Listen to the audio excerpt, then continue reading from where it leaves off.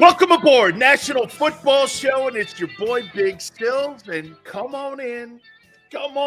Oh my God, Kyle. Thank you so much for starting my show off and you starting your day off with those wonderful comments. Now I know it's working. When you can get someone that doesn't like you to make a comment so that you can see it, thank you so much. It's the best comment of the day. Thank you so much, Kyle. The show is good, but you're horrible.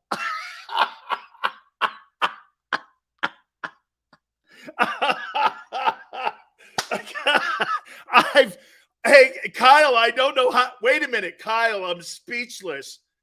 Xander, I'm speechless. Sills, you suck. The show's great. I've never looked at it that way before, Kyle. I may have to agree with you. Sileo, you suck, but the show you do is good. I get it, Kyle. But wait, Kyle, I might actually like that as a theme to my show. Xander, hey, Kyle, so you know, Xander goes, I think I agree with Kyle.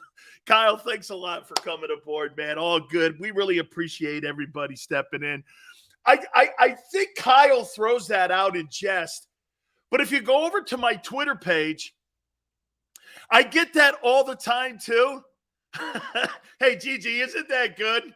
Hey, Kyle, it is good, man. That's all good. I really love it. So it's funny how people cover stories.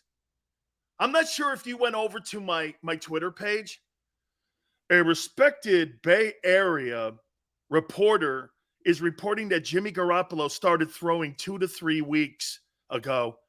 And now it's news that Garoppolo has been throwing for 3 weeks. But when Big Sil says it, it's a lie. Hey, it's a lie. How come everybody Xander, did you see that? I posted this story from the San Jose Mercury News, who also covers the 49ers. Some beat reporter said, yeah, Garoppolo's been throwing for 2 to 3 weeks. I said that a couple days ago, and everyone called me a liar. But now a reporter says it's now a story. From the Athletic. Oh, it's from the Athletic? I thought it was a San Jose Mercury reporter that worked for the Athletic. Okay, the Athletic. What is that anyway? Hey, you got to love it. I know it's working now. So Garoppolo, on what I reported, how do you know my story's not going to come true in the end? There's been nothing I have said that hasn't happened yet. Jimmy threw 2 to 3 weeks ago and started throwing. Now it's being reported by more. I mean, hello. I might be too, but also was published in The Athletic. I read it today. Can you believe that? Holy cow, Big Sills once again ahead of the curve. Oh, my God. Good day, Dr. Dan. Fumble, thank you. Keep it up, Sills. Eagles' first preseason game, Jets-Eagles. August 12th, 2022. We got you, Dan. You did say that. Hey, Joseph, now everyone's reporting it that Jimmy G had been throwing for 2 to 3 weeks already. We had that one guy from the Bay Area on. Was his name Grant Cohn? We had him on a couple days ago, and that was news to them. We report it. All of a sudden, I get called a liar, and then somebody else in The Athletic now reports it, and it's news. Okay. We see how this goes. Somebody on my Twitter page goes, hey, shitty reporter. I'm not a reporter. I'm a talk show host. Okay? I'm a talk show host. If you want the news, first come here. Thank you, Michael. That's really cool of you, man. Sills, say this out loud. The Philadelphia Eagles will get Justin Herbert in 2024. No, but you make it Joe Burrow.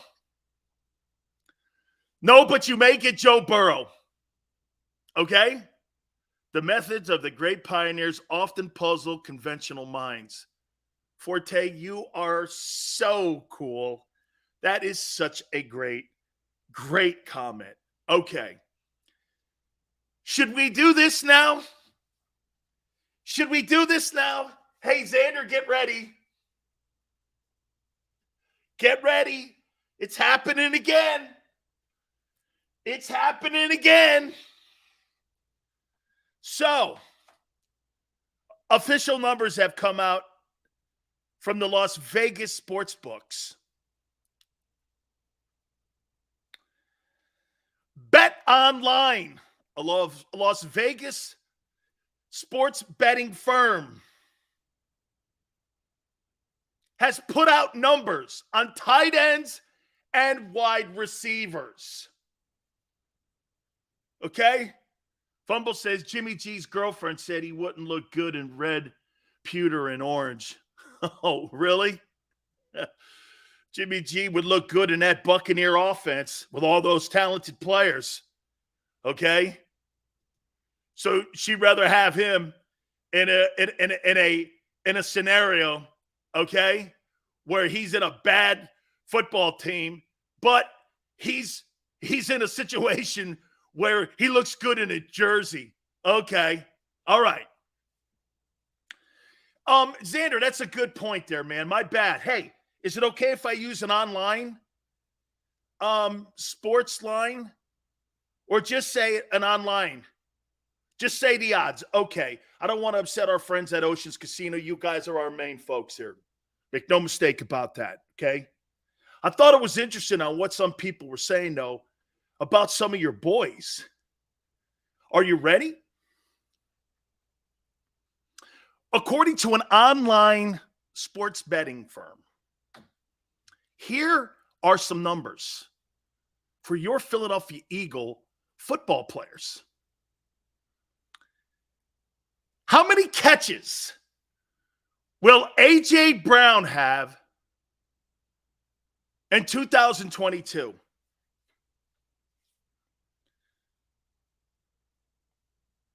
$73.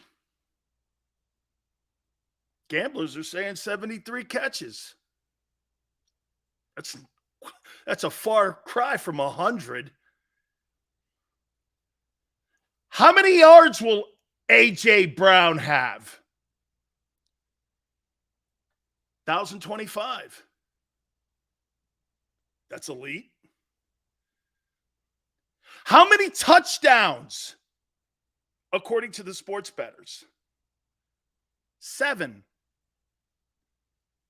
So according to the bookies and people who set lines and prop bets, A.J. Brown's going to have 73 catches for 1,025 and 7 touchdowns? Wow. Well, it's got to mean then that other guys are going to have big years, because all of you guys have been telling me there's 3,000-yard guys, okay, on the Eagles. Okay? Let's go to Devontae. Devontae's numbers have to be up.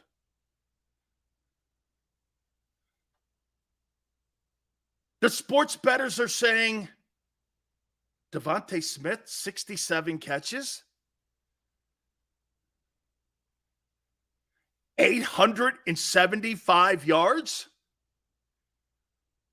and 5 touchdowns. Wait a minute. So these bookies and sports bettors are now saying that a $25 million a year guy is going to have 73 catches, 1,025, 7 touchdowns, and a first-round draft choice, and Devontae Smith's going to have 67 catches for 875 and 5 touchdowns. Dallas Goedert's got to have an absolute career year here then. Hey, by the way, I'm not reporting this. Well, I'm kind of reporting it because I read it. Okay? Because I read it. Like Xander, I'll send you the link in the timeout. I'll send you the link in the timeout. Okay? Here. Dallas Goedert's got to be bigger. These are the people who set the lines, prop bets, and sports bookies. Dallas Goedert, 59 catches, 700 yards, and 5 touchdowns.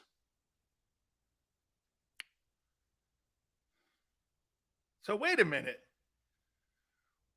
This sounds like an offense that's going backwards. Yes, I did. By the way, I got the oil cap off. Thank you for asking. Thank you for asking. I got it off this morning. It had to cool down. So let me reiterate. Xander, I'm going to send you the, because my boy Jimmy Shapiro's pretty good. I've known him for a long time, and he works for a couple of these firms. And I want to show you what some of the people are putting down on lines for 73.5 catches, 1,025.5, 7 touchdowns for A.J. Brown. That's $25 million. Devontae Smith, 67.5, 875.5, and 5.5 touchdowns. They got this guy with 67 catches, 875, and 5 touchdowns. Take the over-under on that. Over-under 73.5, 1,025.5, and 7 touchdowns. Like I told you before, A.J. Brown has averaged 61 catches for 998 yards and 8 touchdowns a year. He ain't no 1,300-yard guy. When everyone was throwing that number out yesterday, I'm like, these guys are freaking high. Intangibles, baby. So wait a minute here. A.J. Brown with 1,025.5. Take the over-under. The over-under set on Devontae Smith is 875.5. By the way, they ranked every wide receiver in the league and tight end. Dallas Goedert, 59.5. 700.5. Over-under. 5 touchdowns. Man. Where's all these numbers that Jalen Hurts is going to? Vegas don't believe it. Atlantic City doesn't believe it. Nobody believes it. Except you. How? Nobody in America. And these are people like Ocean's Casino who put on their sports book and put their money up and put the casino's money up. Okay, those are the true analysts. Those are the people that put it up and say, here's the line. Somebody said something to me yesterday about the Lions line. How could it only be 5.5 Sills against the Lions in the opening week? Well, these numbers show you they're not sold on that Eagle offense improving with that quarterback. Or is it something else? Maybe, hey, could it be Sirianni's offensive scheme? Yeah.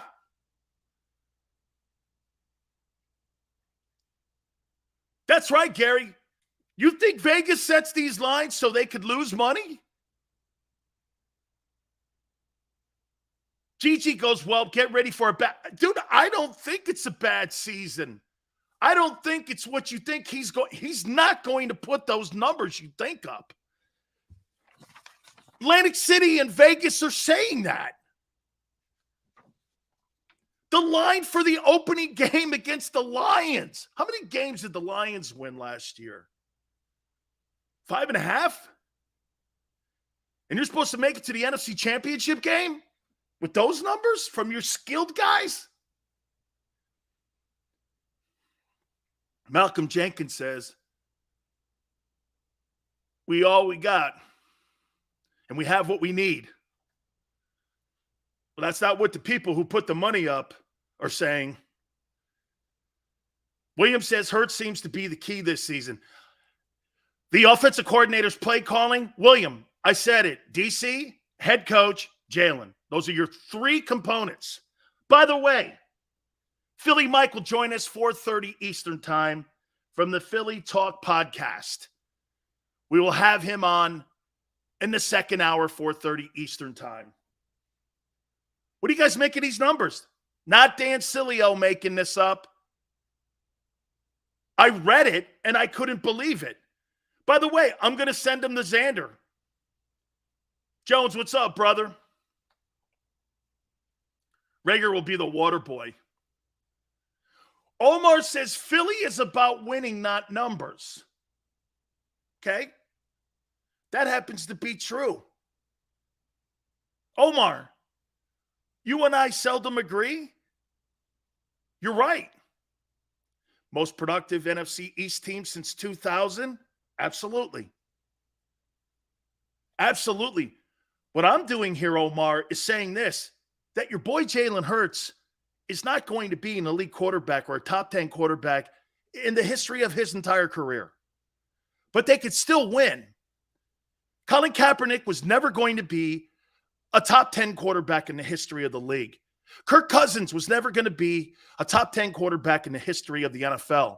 Brad Johnson was never going to be a top 10 quarterback in the history of the league. Joe Flacco was never going to be in the top 10 history of the NFL or any particular season. But they got the Super Bowls. Nick Foles was never going to be a top 20 quarterback in the history or in a regular season of the NFL. But he got to a Super Bowl and was an MVP. Okay? You don't have to have. How many times do we see elite quarterbacks on shitty teams? All the time.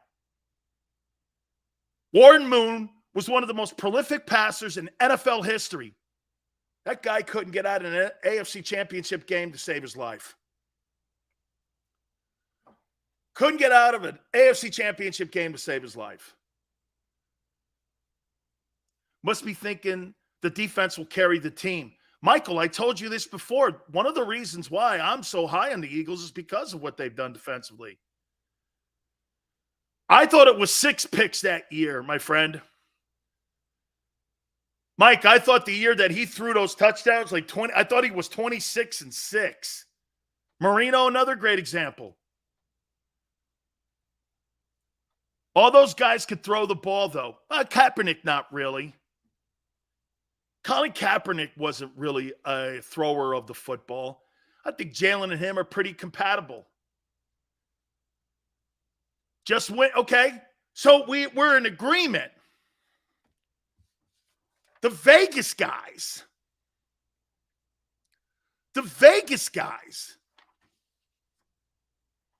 are saying A.J. Brown, 73 catches, 1,025 yards. This is pretty standard for him. And 7 touchdowns. That's kind of what he is. Now, where he's a beast is once he catches the ball, he creates first downs for you. I'd like to see that number, how good he is on third down. I guarantee you he's going to be a handful in the red zone. With that dominant running attack and him in the red zone, as physical as he is, you see, A.J. Brown, I'm going to help you guys out here on A.J. Brown here, okay? A.J. Brown is not a 20-20 guy. A.J. Brown's a red zone dude, short yardage guy, third down possession guy, moving the sticks, that kind of guy, blocking in your run game. He's that kind of guy. And those are enormous because they do more than just catch and get targets. They blow people up in the secondary. They're diversions at times. They're 1-on-1 nightmare matchups when you're down in the red zone. Ray, thanks for coming aboard. Please hit the like button, guy. R Gravy, AJ Brown in the chat? No, but Howie is. I'm being told that more and more that he comes aboard and watches a couple minutes of the program, so you never know when Howie's checking in with us. I'm trying to figure out his handle. I can't get it from a couple sources that I have at the NovaCare Center, but I know 3 people. One in the PR department. How you doing, Bob? One in the coaching staff. How you doing, brother? And the front office man himself. Yes. AJ was watching yesterday. Hey, look, they got the bookies and the sports bettors had Devontae Smith going backwards this year. 67.5, 875.5, 5.5. They're probably thinking he's going to get less targets because Brown's in the building.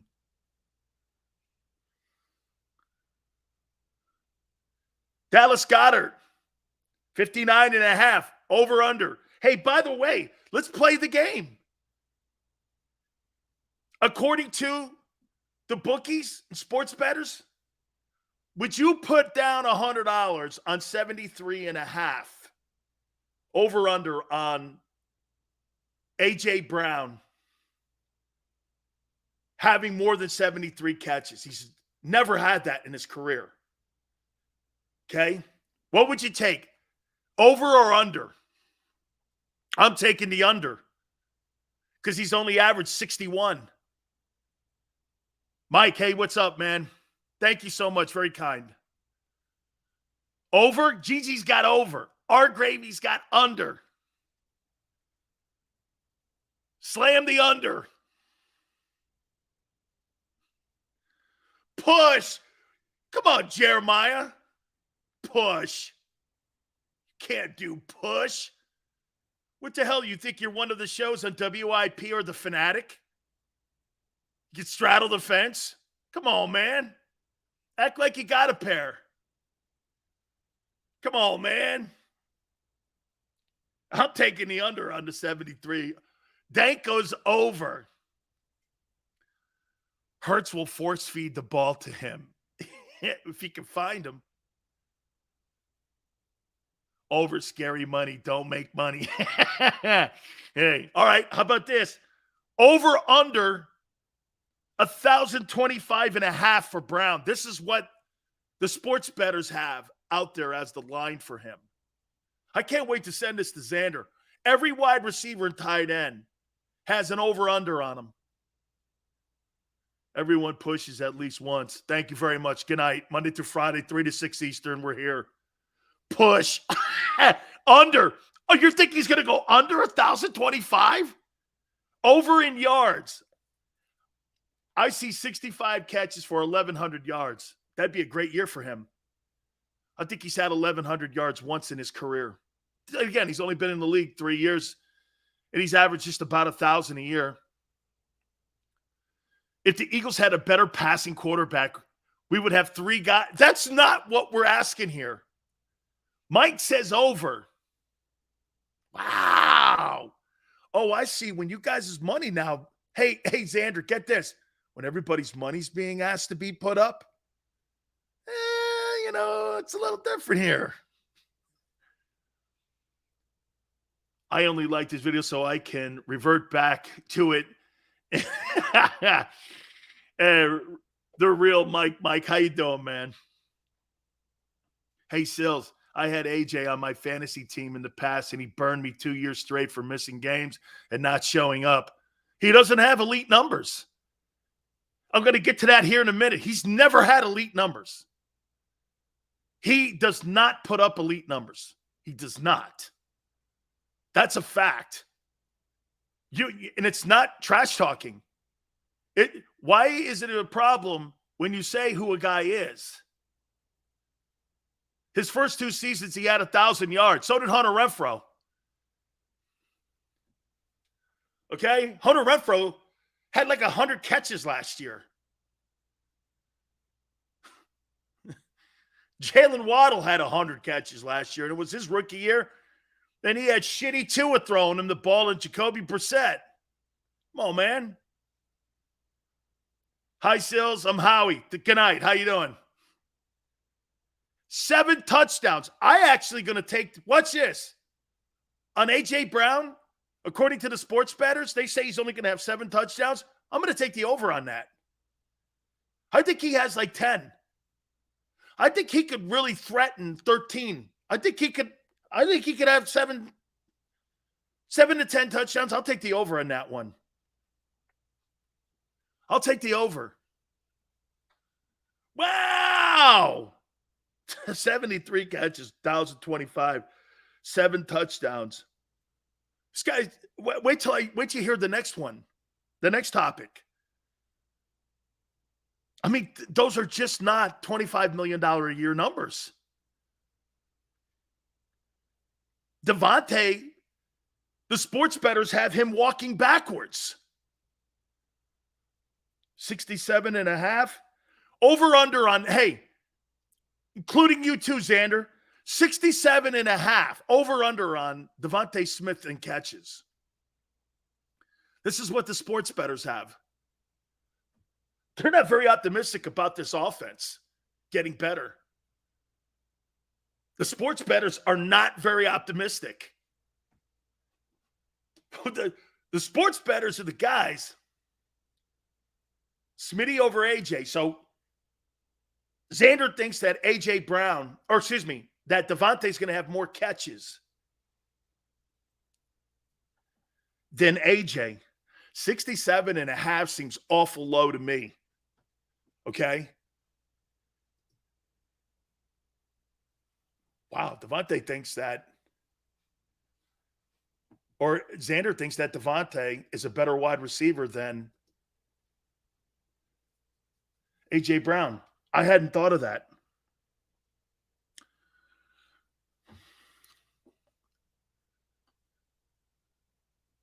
Is Devontae a better wide receiver than A.J. Brown? He fits the NFL today better. You don't have to be a bruiser like Michael Irvin or Jerry Rice or them guys any longer. I don't consider DK Metcalf one of the top 3 wide receivers in the league. But then again, I consider Deebo Samuel. But then again, Deebo Samuel had 1,400 yards last year. Okay? Like Jamar Chases of the world and the Devontae Smiths of the world, that's where the NFL is trending, those type of wideouts. Not the possession wideouts like DeAndre Hopkins, even though I love Hopkins. So there's something to be said about that. And I'm kind of talking out loud here, but there's something to be said about that, Xander. Who's a more gifted, talented kid for today's NFL? Yeah, I suppose. Then why do you bring in another guy to stunt the growth of why do you bring in A.J. Brown to stunt the growth then of Devontae Smith? Yeah, no, easy money. I think Xander's got a great point. Okay? I think he's got a point. Today's NFL is trending more towards that guy. Devontae with cover 2 or CB2s. Paul says, I see Devontae Smith mostly as an outside guy. The numbers and boundary type of wide receiver who catches the ball but doesn't get much in the yak due to his lack of physical play and doesn't really run routes towards the middle of the field. Paul, that's pretty accessible. I mean, that's pretty right on the point. And that's a pretty good assessment there. Miguel, thanks for coming aboard. AJ will get some double coverages and let Smith eat. But again, that's not what Vegas and Atlantic City's saying. They're not saying that. They're totally not saying, they're not believing in this offense. Yeah, well, get this. Xander's going like this. Well, AJ lives in the middle of the field and Devontae lives on the perimeter. Okay? Here's the deal, though. You got to find him. And according to the people who make all the prop bets and sports bets, They don't believe in the Eagle offense. I mean, we're not even talking 3,000 yards between the three of them. That's 1,900 yards. That's 2,600 yards between the three premier guys in your offensive passing attack. 2,600 guys? 2,600 yards. Joe Burrow had three guys had $3,000. Cooper Kupp had 1,900 yards. Hey, man. Wow. I saw this. I couldn't believe it. I could not believe these numbers. 875 in yards for Devontae Smith. Over under. Wait, G-Meta. I'm not talking about the quarterback. I'm talking about what the sports bettors are saying about your wide receivers in Philly. I'm not talking about the quarterback. I'm not bringing the quarterback it up at all. You guys are. Smile says under 875. You better hope not.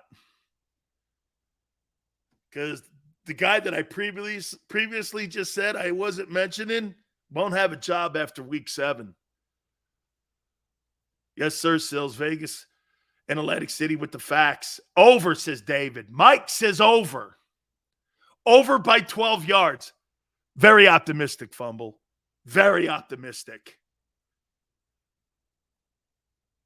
Art Gravy. Wait a minute. Are you saying I'm doing some leading towards Jalen Hurts, Art Gravy? Sports bettors are talking about the quarterback, Sills, and you know, I don't know it.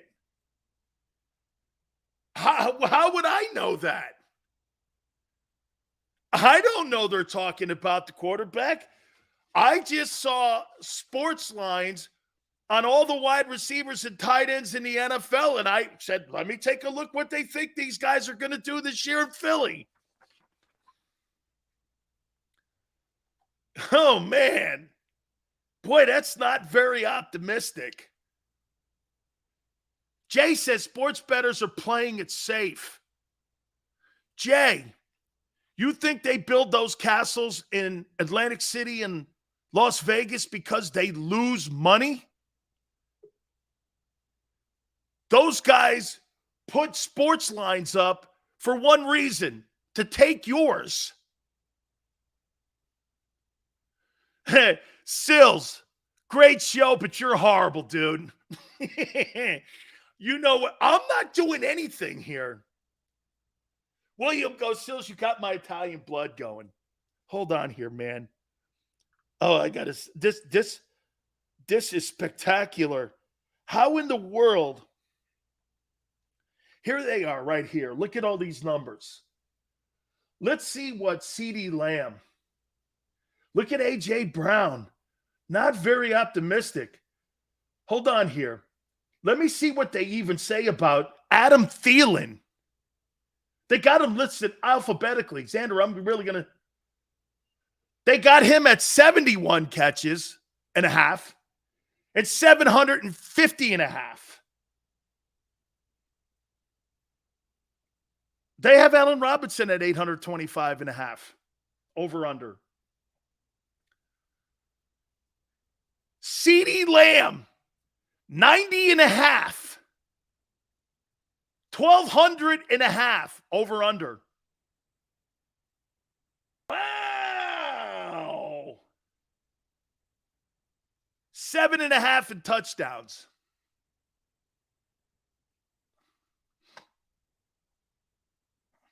Cooper Kupp, 109 and a half.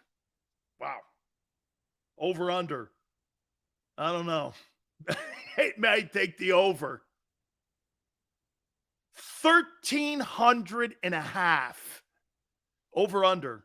I'm going to take the over in both for Kupp. And I call that guy just a dude. Devontae Adams with Derek Carr. 99 and a half catches. Over under. 1,200 yards. Man, hey, watch this. Debo and AJ actually, listen to this. The sports bettors have 69.5 catches for Debo Samuel over under. I might take the over in that one. Well, wait a minute. Trey Lance might just be. They think Trey Lance is going to suck. 925.5 for Debo Samuel. So they say if Trey Lance starts, Debo Samuel's numbers are going to go down. We got to take a look at more of these here, man. Please hit the like button. Don't forget my friends over at Morgan & Morgan, my friend. If you're hurt or injured on the job, finding that attorney is one of the most important things that you could possibly do for you and your family. For the people, it's not a slogan. It is who they are. Morgan & Morgan is the biggest attorney firm in the country when it comes to getting their clients fair compensation. Know this, no such thing as a fender bender when we're talking Morgan & Morgan here. Over 800 attorneys strong to go to battle for you. Look, the call is free. The consultation is free. Call them at 800-512-1600. That's 800-512-1600. Open 24/7, 7 days a week. 800-512-1600. And when you call Morgan & Morgan, tell them Big Sil sent you. When choosing a lawyer for your injury case, you may ask, does the size of the law firm matter? Well, of course it does. The insurance company, they're huge with unlimited resources. And whether your case is big or small, they're built to bully you out of the money you're owed. But here's the good news. We're big too, the biggest actually, and we're built to fight to make them pay for all that was taken from you. Size is our strength. There's only one Morgan & Morgan, forthepeople.com. Go for the polls and the pools. Go for the oohs and the ahs. Go for the bubbles and the bubbly. Go for the story and the stories. Go for the win. Go to Ocean Casino Resort. Book your trip at theoceanac.com. Action News at 11 with Rick Williams. It's the team you trust to bring it all together. The stories that impact your community, a sports roundup for the locals, and the AccuWeather forecast you depend on. Action News at 11 with Rick Williams.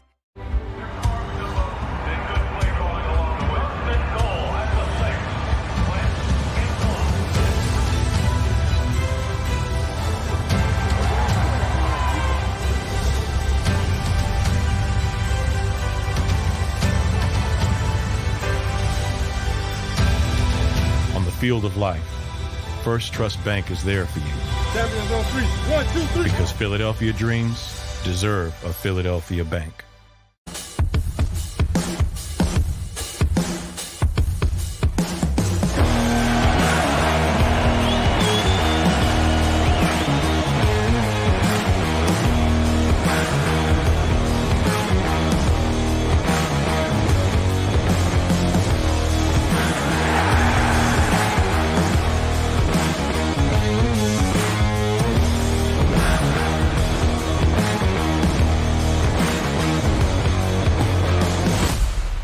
Did you know I was the mommy slam dunk champion?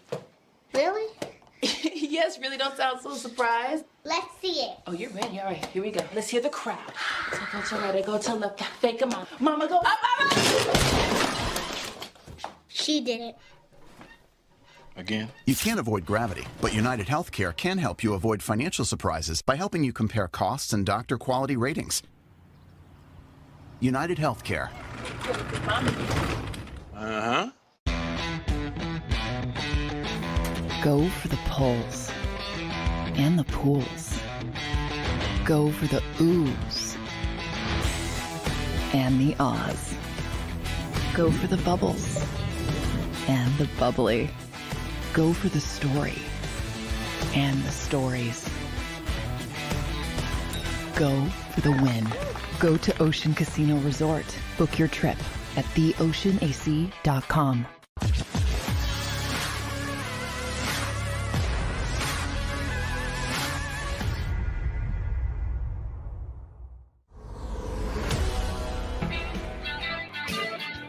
Woo-hoo-hoo. Wow, man. Jeez. Sent Xander all the prop bets for wide receivers and tight ends in the NFL. Appreciate everybody coming aboard. Thank you so much. Please hit the like button. We will have Philly Mike on with us at 4:30 Eastern time from the Philly Talk podcast. That'll be, I love these podcast guys. I really do. I'd rather have these podcast guys on than many of the .com nobody guys. They bring nothing except their takes. These people bring an audience. I love that. That means you're somebody on the planet. I want people who are somebody on the planet in this profession. You and me are nobodies. If I'm going to have somebody on the show, bring somebody, bring people, bring an audience. That's how I look at it. I don't give a shit about your nobody takes. I could ask you guys. I'd rather talk to you guys and get your takes than .com nobody takes. You know what I mean? I don't need those guys. That's why I have one guest a day. I don't have 50. I don't need those guys. I've rarely needed guests. And when you do have a guest on, make sure it is somebody in the room.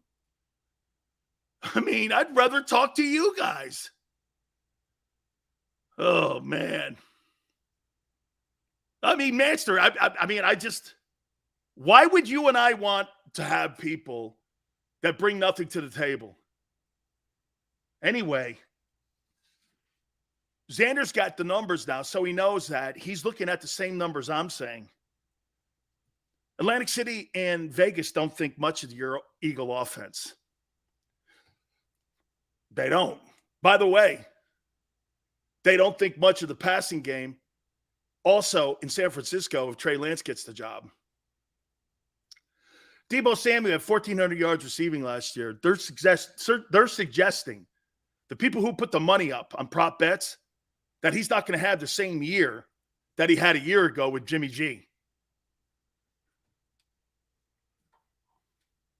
Actually, between DK Metcalf, Tyreek Hill, Xander, tell me if I'm right on this. Between DK Metcalf, Deebo Samuel, the sports bettors actually are saying, yards-wise, that A.J. Brown's going to have more than them. Because they set the line, I think, at 995 for those guys, 995 yards. At least you got 1,025 here for him. 1,025 and a half. So, in theory, they're actually suggesting that AJ will have a better year than them dudes. I'm just saying this. And maybe with a down NFC, those aren't Pro Bowl numbers. 73 catches, 1,025, and 7 touchdowns. That's not Pro Bowl, man. That's not Pro Bowl numbers. Those are not. Now, you put up 12 touchdowns, 13 touchdowns, then you start doing this. Yeah, well, guess what?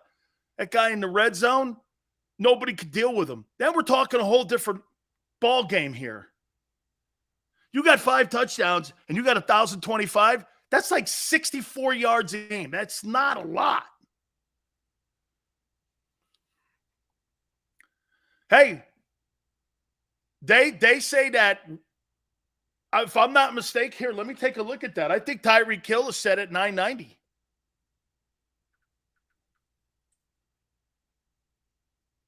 I think Tyreek Hill's numbers are here. Look at this. They're saying that Terry McLaurin is at 999 and a half, over under. So basically, hey, 1,025 for AJ? It's looking better than what I thought. But isn't it crazy? You guys think that this guy was going to have 100 catches and 1,300 yards. That ain't happening. Here, Tyreek Hill, his number's set at 995 and a half, over under. That's because you got 2 and not Pat. I guarantee if you go back a year ago, Tyreek Hill was at 1,100 yards with Patrick Mahomes. These guys are never going to live up to these $100 million contracts. Are you crazy? But where you live, where you live up to them is if you have a high touchdown number. See, that's the thing with AJ here. AJ Brown, man, if he doesn't have 100 catches or 90 catches, and some of you, how about this? If I gave you this stat line for AJ Brown this year, 75 catches, 1,100 yards, and 13 touchdowns. Do you think he lived up to the $25 million a year? Do you think if he has 75 catches, 1,100 yards, and 13 touchdowns, personally, me, that would be a freaking phenomenal year.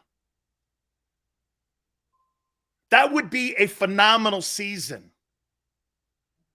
13 TDs would probably break the Eagles single season touchdown reception mark for a wideout if he gets 13.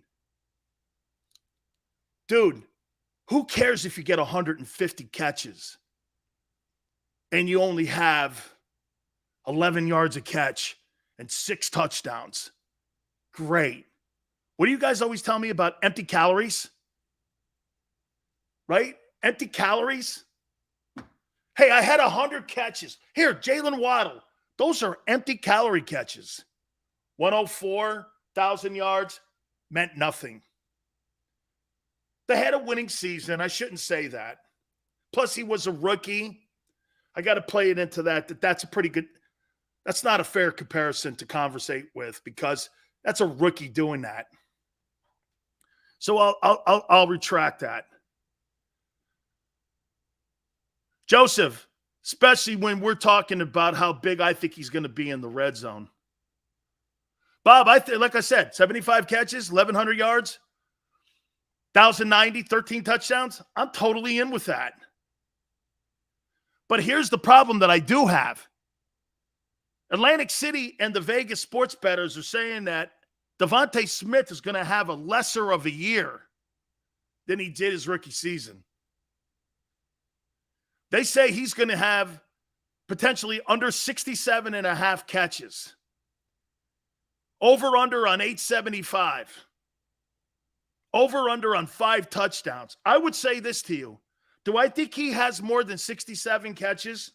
First off, I'm going to give you the truth here on all these numbers. I'll give you my assessment. A.J. Brown, 73 and a half. Do I think he'll have more than that? No. I think he'll be right at 70. Do I think that A.J. Brown will have 1,025 over under? It's actually 1,025 and a half. I think he's 1,100. Do you think he has more than 7 touchdowns? I do. I think he has between 10 and 13, somewhere in there. So 70 for 1,100 and 10 touchdowns. That's a pretty good season for him. Actually, some of them might be career highs. Fumble says sports books give Hurts no respect. Why? Because, guys, you know what, Xander? I never thought about it. I evaluate people and talk about people like Vegas and Atlantic City do. You know why, Fumble? Because I haven't seen it. Vegas is not in the business of setting lines on fantasy talk. They're going to look at a guy and go, this is who he, guarantee you this, if you put prop bets last year on Cooper Kupp, you won a ton of money. Because previous to that, he hadn't done all that. I guarantee you, though, if you go back and look, I bet you the sports bettors upped those numbers when Stafford got there. That's right. Respect is earned because these guys in Atlantic City and Vegas who put these prop bets and all these numbers up in the over-unders and point spreads on games, they're not in the business to lose. They go by trends. They go by what a team looks like today. And as of right now, they think your offense is pretty decent. I wouldn't say great. By the way,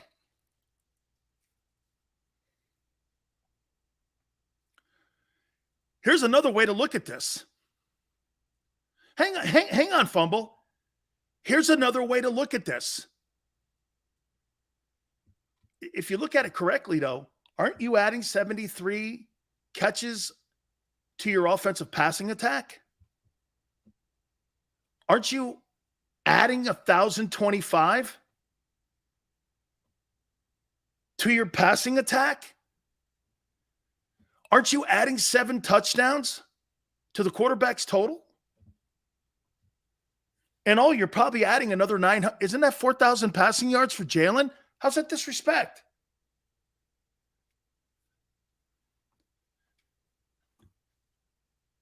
A.J. Brown being added adds to these numbers that Jalen had a year ago.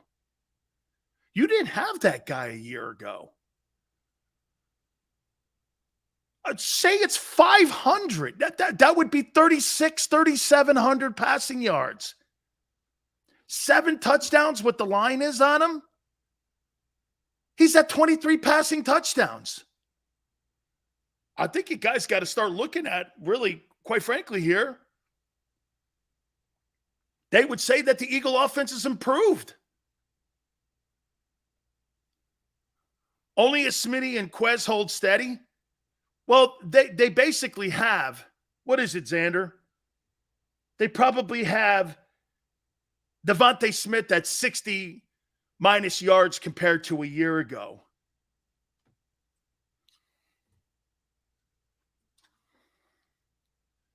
My point in saying all this stuff was to you is that you guys had all of these incredible numbers that you thought were going to be produced with this offense. And I would say to you this, you think A.J. Brown makes the Pro Bowl with those numbers? How about this here? 1,110 might get you into the Pro Bowl. It's not going to get you all pro. Okay? Because other people and better teams, Mike Evans, Cooper Kupp. I want to see what Allen Robinson does. Devontae Adams has been moved out of the division and out of the conference. He's now in the AFC. So that helps AJ. What's Debo going to do? Are they going to play Garoppolo, or are they really going to put Trey Lance in? I can't believe they would put Trey Lance in. Okay? Manster, it's not time to... Hey, by the way, how did you... Wait a minute here. I think I'm being accused of leading the witness again. So you guys have tied this in, that me bringing up what the sports bettors are saying about your wide receivers and tight end as a rip on Jalen. Is that right? You guys are reading it that way. Is that how you guys are saying? That's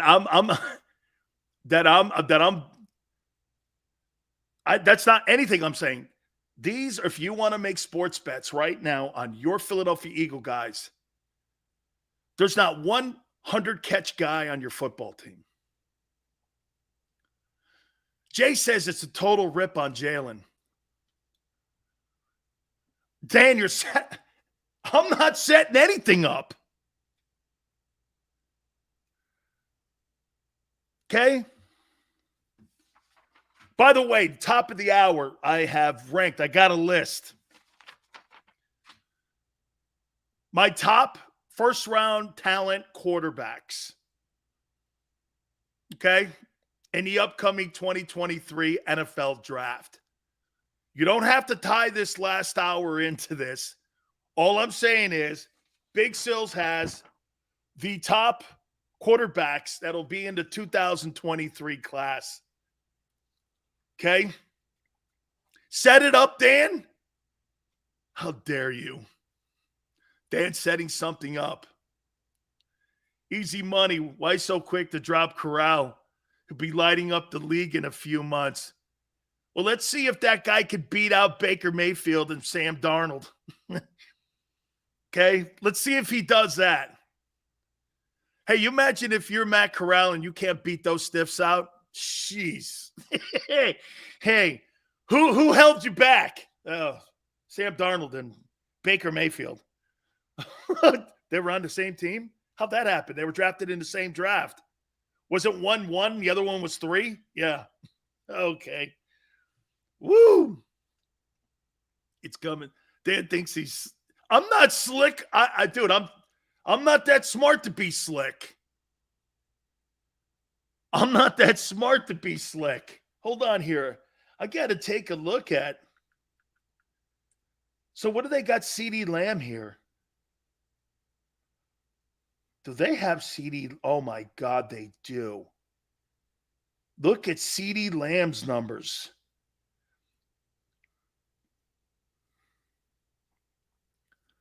CeeDee Lamb.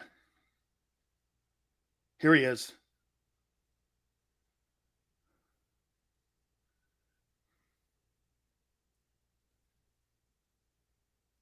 $90 catches, 1,200 yards,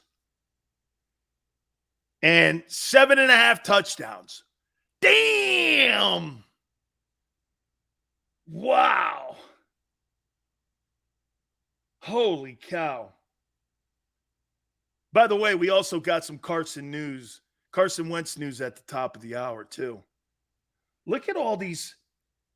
Cooper Kupp's has an incredible line against him. These are all the wide receivers ranked by the sports bettors. Let me see what Jamar Chase and T. Higgins has. 83.5. 1175.5. 10 touchdowns? Holy cow, who's his quarterback? Hey, well, it can't be that high for T. Higgins. Holy cow. 10 touchdowns for Jamar Chase. Here's T. Higgins. 77.5 catches, more than AJ. 995.5, a little under AJ. 7.5 in touchdowns. Damn. Wow. Let's do the ultimate. Let's do Justin Jefferson. I'm sorry. Justin.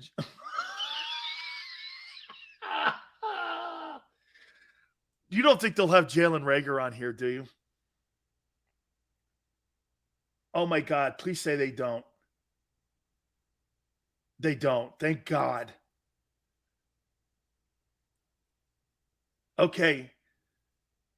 Here's Justin Jefferson. 100.5. They're saying that he's going to have over 100.5 catches this year. Sports bettors. They say that Justin Jefferson's going to have over 1,325.5 yards this year. And 9 touchdowns. Holy crap. Wow, man. And you guys passed him. That's crazy. It's crazy. Jeremiah, Reagor doesn't have a line. Hey, Kenneth. Atlantic City and Vegas are setting the line at 1325.5 for Justin Jefferson and over 100 catches. Oh, with the guy you guys say sucks, Kirk Cousins.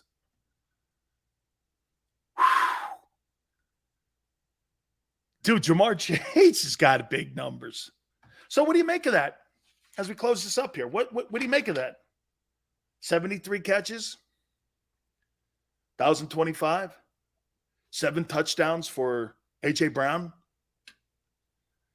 This is what the sports bettors think. Devontae, 67.5, 875.5. Hey, what is 875?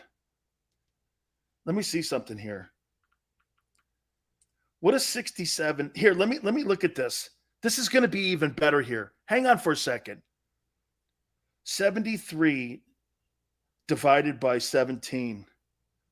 So they're saying that AJ is going to have 4.2 catches a game. 67. They're saying Devontae is going to have 4 catches a game.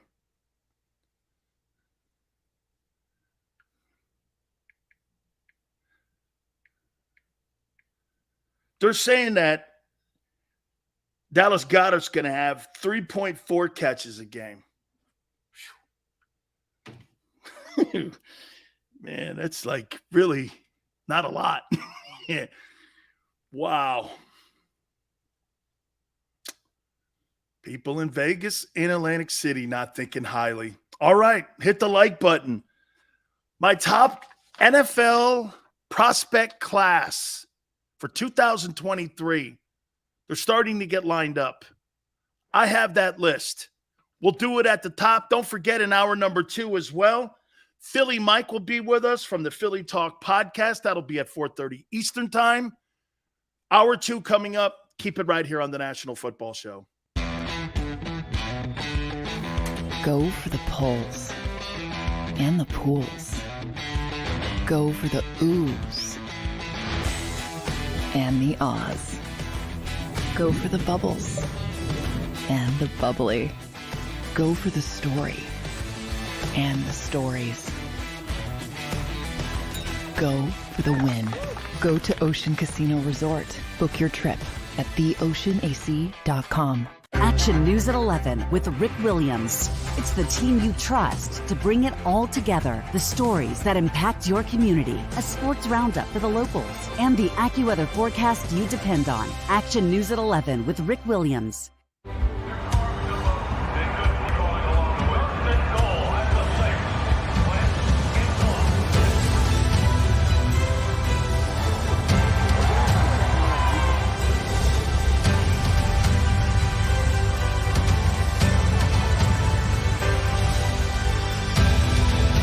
Field of life, First Trust Bank is there for you. Champions on 3. 1, 2, 3. Because Philadelphia dreams deserve a Philadelphia bank.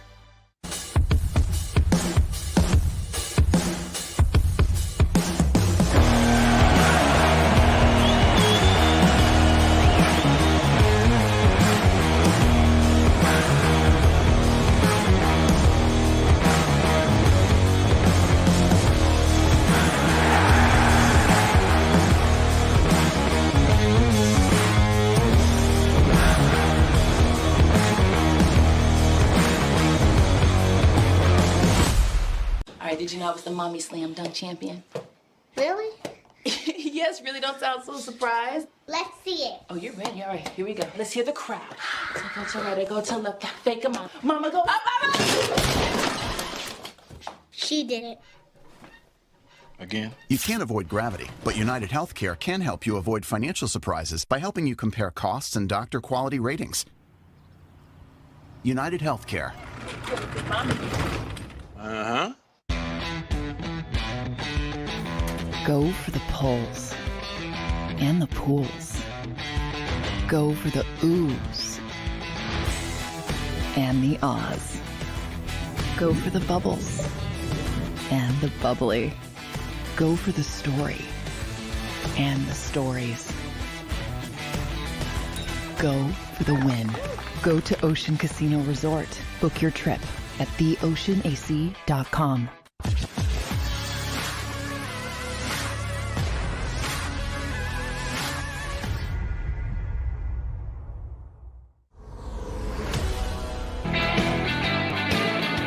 Hour 2 National Football Show. It's your boy Big Sills. Philly Mike will join us at the bottom of the hour from the Philly Talk podcast. We look forward to bringing him aboard with us here and having him part of our family here. So I told you in the last hour, bringing .com guys on, not really what I'm about because they really don't bring anything. You guys bring more to the table than some .com guy does. Okay? You understand that you guys are what make the show go. .com guys actually turn people away. Xander, how many times do we see when you have a guest on that's one of these .com guys, half the audience leaves? I like people that bring something to the table. They can't be any less famous than you or me to be on the program. It's not going to work for me here. Hey, I got a line that I want to throw at you here before we get into my 2023 NFL top prospects at quarterback. Gee, wonder why. By the way, real quick, I want to reiterate one more report that's coming out. Now, another news source is saying that Jimmy Garoppolo has been throwing for the last 2 to 3 weeks. I'm starting to understand something now. Because we reported it first, everybody got their little panties in a bind. Now, 2 reporters are hearing it that he's been throwing intermediate, like I said when I was talking to the gentleman from the Bay Area. I see. Now it's news. And you're right, I'm not a reporter. I'm not a reporter. Don't ever call me that. I have to bring this line up here, though. Carson Wentz. Is this how you say his name, Jahan Dotson? The kid, I believe, from Penn State. Carson Wentz says this about his wideout. One of the best pair of hands I've ever seen. One of the best route runners I've ever seen. And the kid understands the position better than any young player I've ever played with. Now, you put that on the other side of Terry McLaurin. This is going to be the best wide receiving core that Carson Wentz has had since he's been a pro. I'm going to tell you something here. I'm going to make a prediction. Carson Wentz is going to have bigger passing numbers than Jalen Hurts. I think Carson Wentz might throw for 4,400 yards this year. I think he might throw for 4,400 yards. Their running game is pretty good. Their defense is lights out. I think he's going to have more I think Carson could maybe hit 27, 28 touchdowns. He had 27 last year. Watch this. So who was the wide receiver? Hey, am I right when I say this? What's that guy's name? Xander, was the guy's name in Indy Michael Pittman? Guy's name was Michael Pittman in Indy, right? Really one wide receiver. Well, now he's got 2 in Washington. Here's what I say Carson Wentz's numbers are. 4,400 passing yards. 30 TDs. Because he's prone to picks, 10 picks. 4,400 passing yards, 30 touchdowns, and 10 picks. Put that down somewhere and remember I said it. Those will be Carson Wentz's numbers. This kid Dotson's like, Carson Wentz is the best quarterback I've ever been around. And I'm like, well, you know, kid, you haven't really been around the NFL that long yet. So for you to be barking that, I get it, okay? It's the guy in the room, but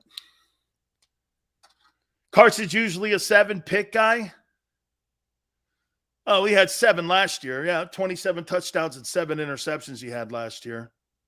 And 3,700 passing yards with a much improved offensive wide receiving core. Why wouldn't you think he would have? If you think because A.J. Brown's been added to the Eagles that that's going to increase Jalen Hurts, you surely have to agree that the addition of having this kid Dotson from Penn State being added to the mix is also going to improve Carson Wentz at least 400. That throws him over 4,100 yards.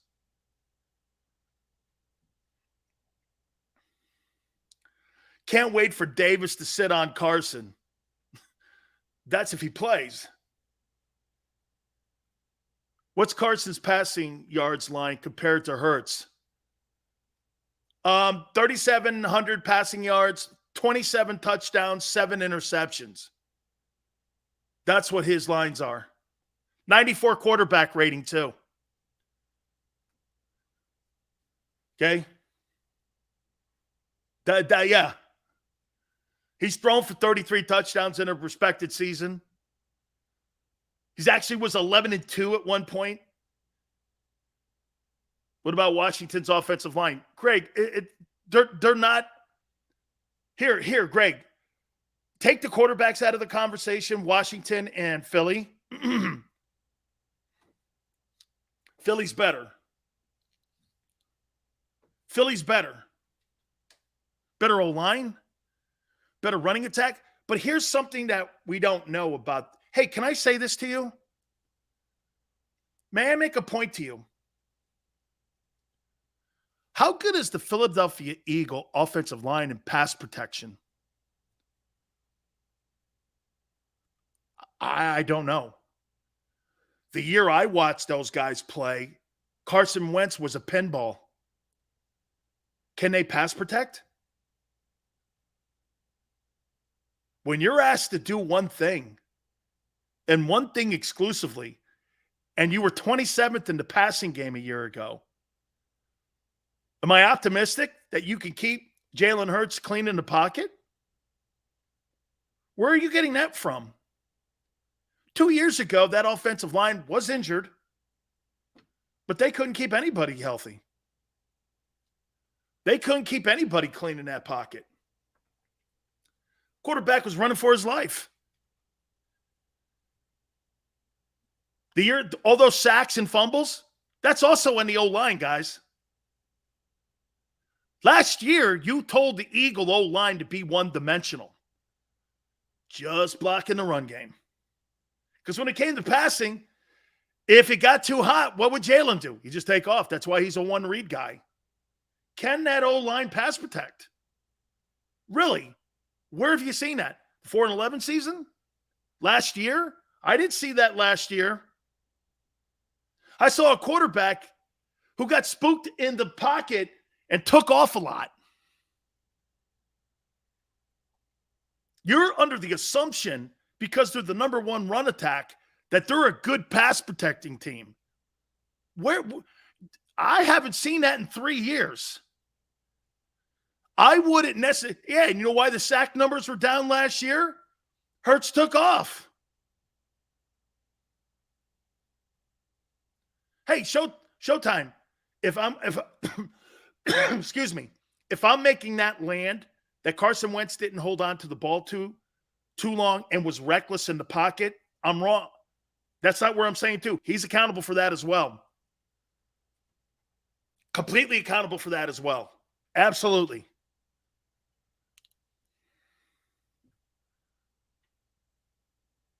What up, Sills? I love that you're hard on these players. This is Philly. 40 boy Lou. You get it. Only talking here. Man, you know what? Hey, Lou, do you know what the greatest thing would be at the end of the year? You're hoisting another Lombardi trophy.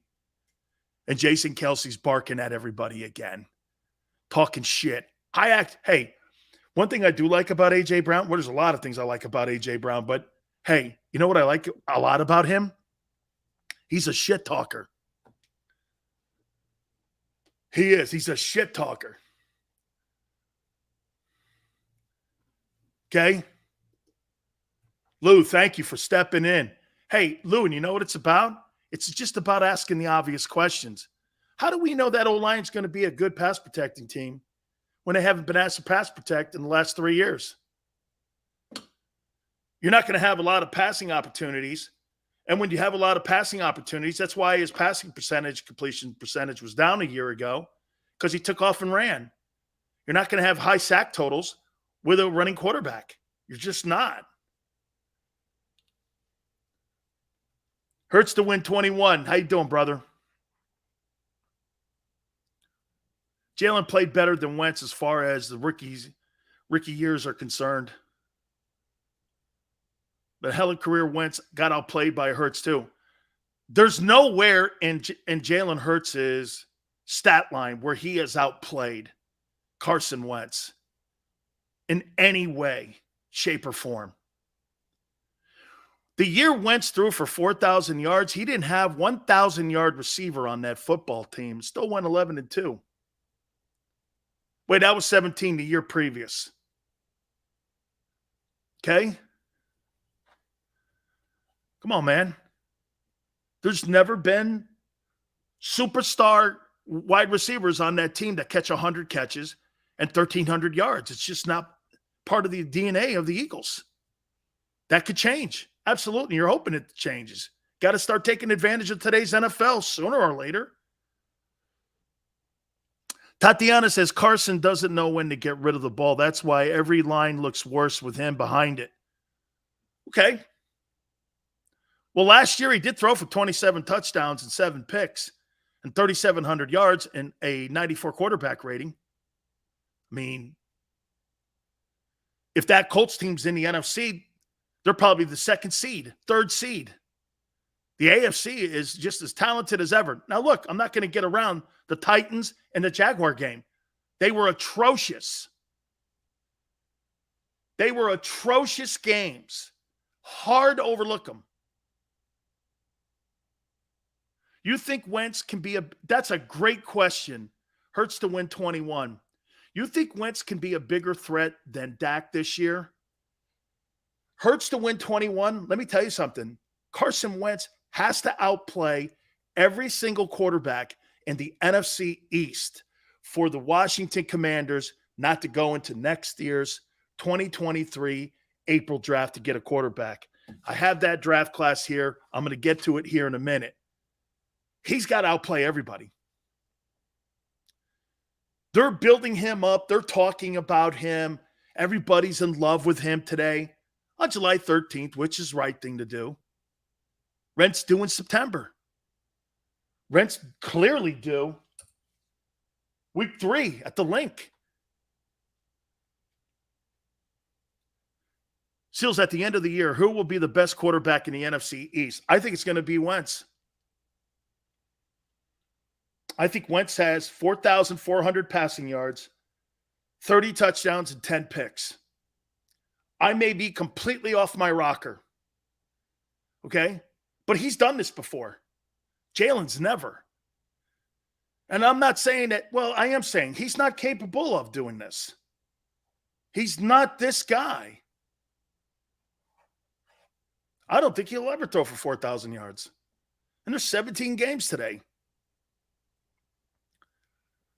I think between Dak and him, I think it's going to be Dak lost Amari. I want to see how Michael Gallup picks up the mail on the other side. And Michael Gallup is going to, I think, not be ready for the opening part of the season for the Cowboys. Who's playing on the other side of that? I mean, Michael Gallup is now being asked to be CeeDee Lamb, and CeeDee Lamb is being asked to be Amari Cooper, and you're doing that with a diminished running attack because Zeke is not near the guy. I think the reason that Dak's stats have gone backwards is because of their running attack is folded. And that includes the guy in front of him. The offensive line is getting older. They're losing guys.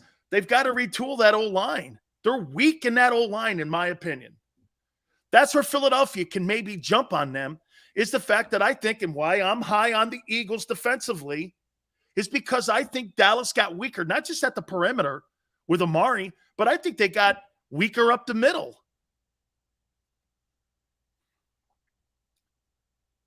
Dak right now, if you're looking at his statistics compared to where he was a couple years ago, the Cowboys running attack, there's not a 1,500-yard back. Hey, Tony Pollard's a good player, but him and Miles Sanders are the same dude.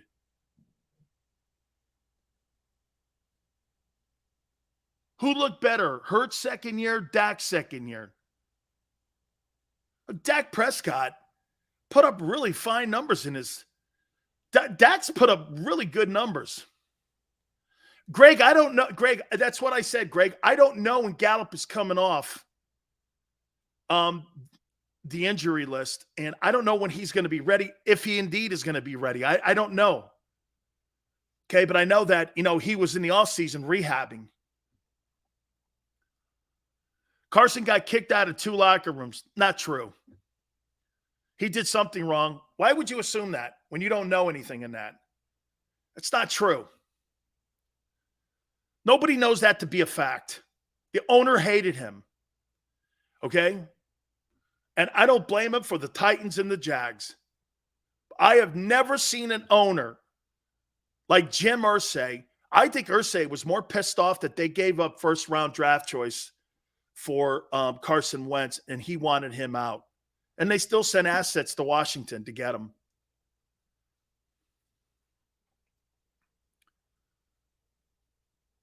What would Hurts have to do for you to extend him at the end of the year, in your opinion?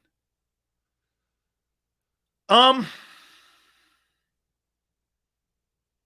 about this, Lou? What would he have to do? He would have to make me go like this, like Howie Roseman's going to have to do. He's going to have to do this. Well, that trade that I made with the Saints, I'm not going to use it on a quarterback. But that's got to be overwhelming. He's got to perform like an MVP, in my opinion, to keep his job. I don't think he can just go through and put up some yards and be good and keep his gig with the talent around him. By the way, the window for the Eagles is not a large one. Lane Johnson, how many years do you think he has left? 2? 3? Say 3. Kelsey's retiring. You're not extending Miles Sanders. You don't know what's going to go down at the right guard position. You've got on defense Fletcher and Hargrave on 1-year contracts, basically. Hargrave's contract's expiring. Fletcher's on a 1-year deal. Your corner, Bradbury's on a prove-it deal. Kaiser White's on a prove-it deal. You got a lot of guys on 1-year contracts. That old football team in 2 years can look completely different. I'm not saying for the worse either. I'm just saying it's going to be different in 2 years. Retirements, prove-it contracts that Howie has. Howie wants to make sure that cap, you know why Howie is doing what he's doing with these 1-year prove-it deals? He wants to make sure he has cap space for a veteran quarterback or for drafting a quarterback in a respected NFL draft. He wants to be able to pay for a wideout, and he wants to be able to pay for a quarterback. Most places can't pay for both. Look at Green Bay. They couldn't afford one of the best stars in the game, Devontae Adams. How do you let that guy roll out of the building? Well, Aaron Rodgers may retire, and I'm still not letting that guy go. I had him under – no, he was a free agent. I'm not letting Tyreek Hill go, though, in Kansas City. I'm not letting that guy go. Well, we didn't want to pay. Why? Oh, that's right, because you're giving Mahomes $50 million a year. I got it now.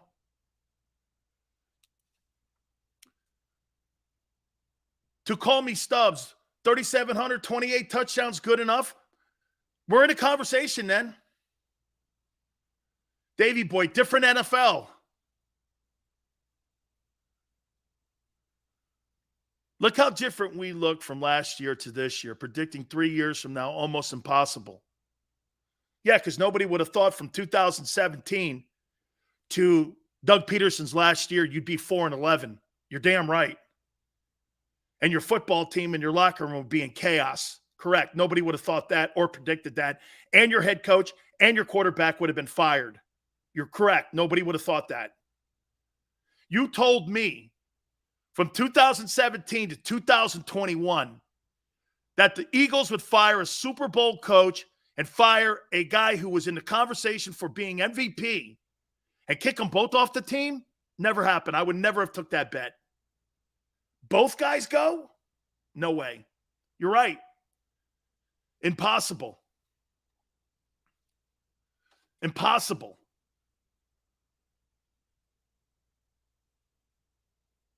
We're re-signing the GM. Hey, the GM does all the things right a GM should do. The GM does all the things wrong that a GM that gets in the way of the head coach and coaching decisions makes, and he meddles. That is the pure definition of Howie Roseman. He's a meddler. He doesn't really just take what he does as a GM and he doesn't let it sit there. He has to be involved. You know that guy. He wears so many hats, he thins his own job. Stick to what you're great at. Don't do things so that people – look at Michael Jordan. Michael Jordan is the greatest basketball player in the history of the NBA. Michael Jordan is the shittiest owner, general manager, maybe in NBA history.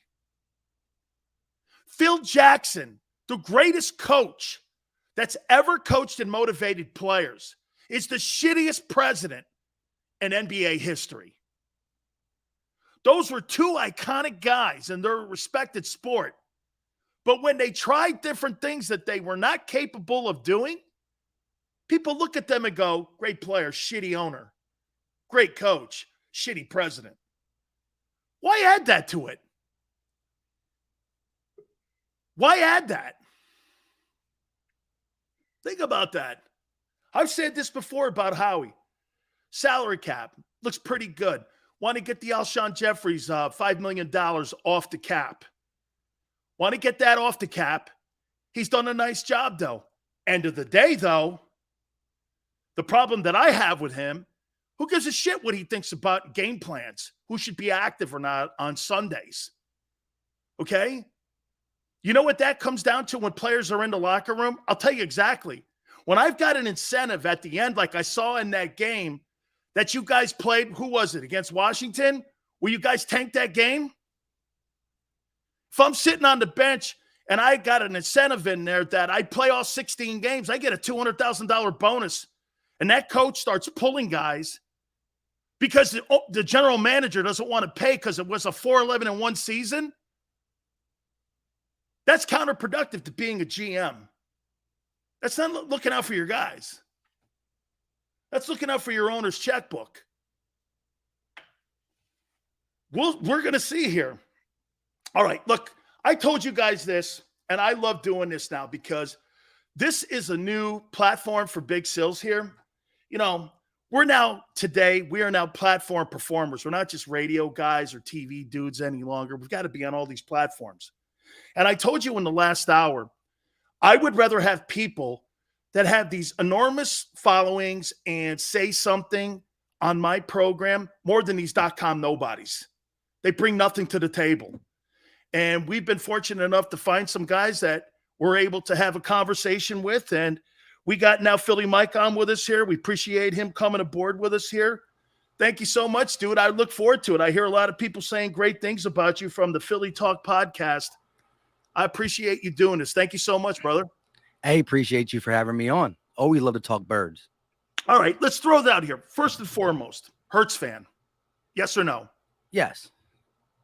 Okay. Is he the future of the team? Not sure. So going into this year, you're looking at Jalen Hurts has to do what for him to be the future of this team? It's a tough question because nowadays grading quarterbacks are different. I hear a lot of people talk down on Jimmy Garoppolo. A lot of people talk about his wins. You know, grading a quarterback can be wins. It could be passing yards. Look at Herbert. He's in a lot of people's top 7, didn't make the playoffs. So it's hard in today's game to grade a quarterback because of the passing status and is trying to be a passing league. But to me, wins matter. Now you could say we win in spite or win with. It just got to be the eye test plus the wins. I think that's where it got to come from. And I think Jalen Hurts proved that he can get the wins. Now he just got to do the other stuff, which is be consistent as a passer. Philly Mike, let's do this. I think you hit on something there that's correct. I don't think you could sit here and go like this. Well, let's put him in the same conversation of Josh Allen or Joe Burrow. Those are separate scenarios, and teams are being built around those guys' skill sets. The Eagles are trying to do the same thing here with this kid. They paid $100 million, obviously, for A.J. Brown in the offseason. They got a first-round draft choice on the right side with Devontae Smith. They got a number 5, probably tight end, according to league sources, thinking that he could be one of the top 5 guys. My question is, for the Eagles to get into today's NFL, he's got to start taking advantage of today's NFL rules. The Eagles, Philly, are still in the 1990s. Run the ball, one-dimensional. They're not very good in the passing game. I believe they were 27th a year ago. That's my question on him, on whether or not he can evolve that much to be able to become today's NFL. Yeah, look, at the end of the day, it takes an organization to like be disciplined and say we're going to win with the Colin Kaepernick way, with the Lamar Jackson way. However, Lamar Jackson wasn't nowhere near as polished as he was now in his first couple years. The big question was Lamar's first playoff game. He flamed out. They were thinking about putting Joe Flacco back in the game. They were calling for Flacco, and then a couple years later, he wins the MVP. So, maybe the non-traditional passers take a little bit longer, but it's up to the organization to say, okay, we're going to sell out for this. And we believe that the ceiling is high enough for the guests or to give him a chance. We got to believe that he has that in his arsenal sooner rather than later. Right now, consistency as a passer, staying in the pocket, throwing with anticipation is what we want to see. We've heard some good things, some bad things, depending on where you're getting your sources and whatnot. But I think, this year, rosters can elevate quarterbacks can elevate rosters. And I think this is a roster that's going to give us a lot of answers in the upcoming games. Philly Mike, I don't really think that style of play, and I even throw Lamar Jackson into that conversation. You could even throw Michael Vick into it. Michael Vick's biggest win was at Lambeau in a playoff game. Other than that, he was really great to play on Madden, and he was really great to watch. And I enjoyed watching him. By the way, I think Lamar Jackson is worth the price of admission. The guy's a complete stud. But I don't think that ceiling is high when it comes to that style of play. And I think that's one of the reasons that they're hedging on whether to give him a $200 million contract in Baltimore. I mean, you're a hit away. Let's just say this to you. And maybe you agree or disagree. If Jalen Hurts can't run, he can't play quarterback in the NFL. It definitely is a part of his game that you take that away and he's not the same. I think his playmaking ability, his ability to just be smart, make smart plays on the field and make some good throws at times, plus his running ability is what kept us in games last year because he was our leading rusher. If we're going to say kudos to the number one rushing team, we got to give, the credit to the O-line who did a great job, but also Jalen Hurts. But again, we're talking about paying $100 million for a receiver, trying to beef up this wide receiver core. You want to have the quarterback get them the ball. Devontae Smith, 5 years from now, whoever's a quarterback, whether it's Jalen or not, you might have AJ coming off his $100 million and you're getting ready to pay Devontae another $100 million. If you're going to run the ball, why do that? So it definitely has to be done. And I think even the biggest Hurts fans know that if he is the same as last year and it shows that he's not going to get better, it's not a really winning formula in where today's game's going. But I think the potential is still there because it's such a small sample size, Okay. I agree. I can't. We're all in a wait and see mode right here because really, I mean, if we could sit around here on July 13th and talk all this and we could throw out all these hypotheses, but we're all in a wait and see in a holding pattern, basically, to see what this guy looks like. I'll be very interested to see what the team looks like on week 7 when they go into that bye. I'm going to ask you this question that I've been asking everybody from Gary Cobb to Phil Simms to everyone.